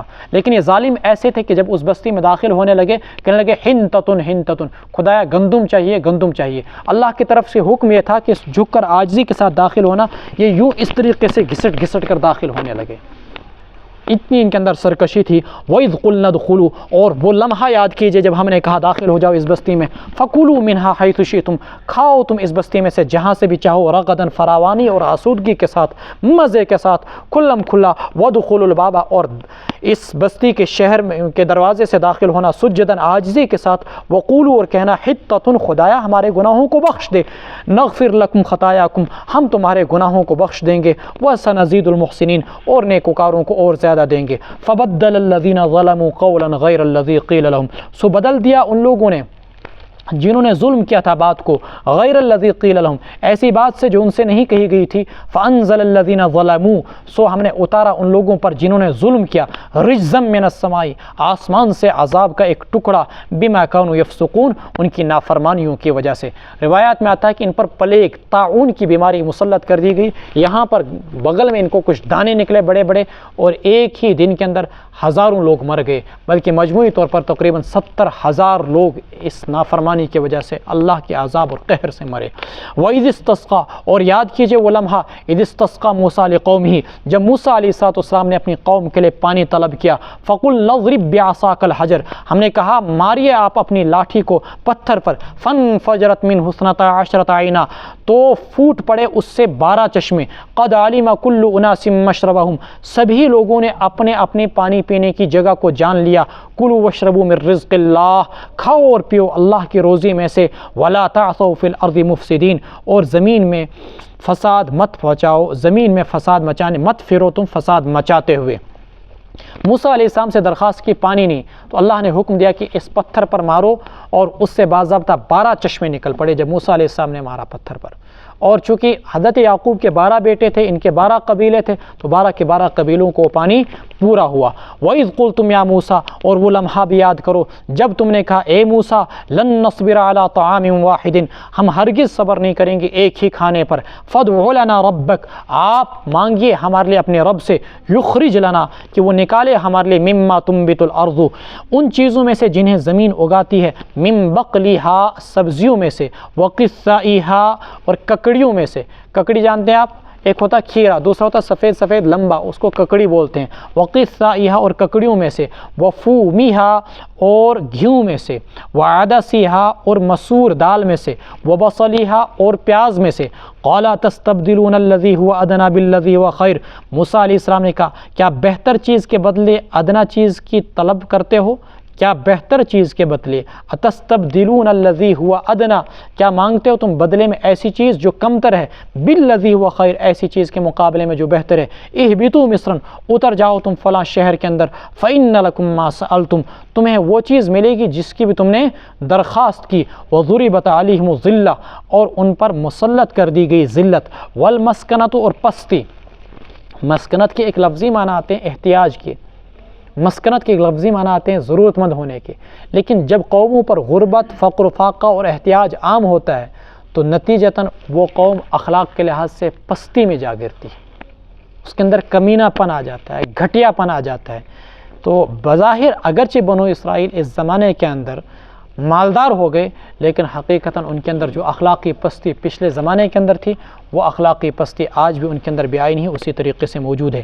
وباؤوا بغضب من اللہ، اور وہ مستحق ٹھہرے اللہ کے غضب کے، ذالک بانہم کانوا یکفرون بآیات اللہ، یہ سب اس وجہ سے کہ وہ اللہ کی آیات کا انکار کرتے ہیں، ویقتلون النبیین، اور نبیوں کو قتل کرتے ہیں، بغیر الحق، نا حق، ذالک بما عصوا، یہ سب اس وجہ سے کہ انہوں نے نافرمانی کی، وکانوا یعتدون، اور وہ سرکشی کیا کرتے تھے۔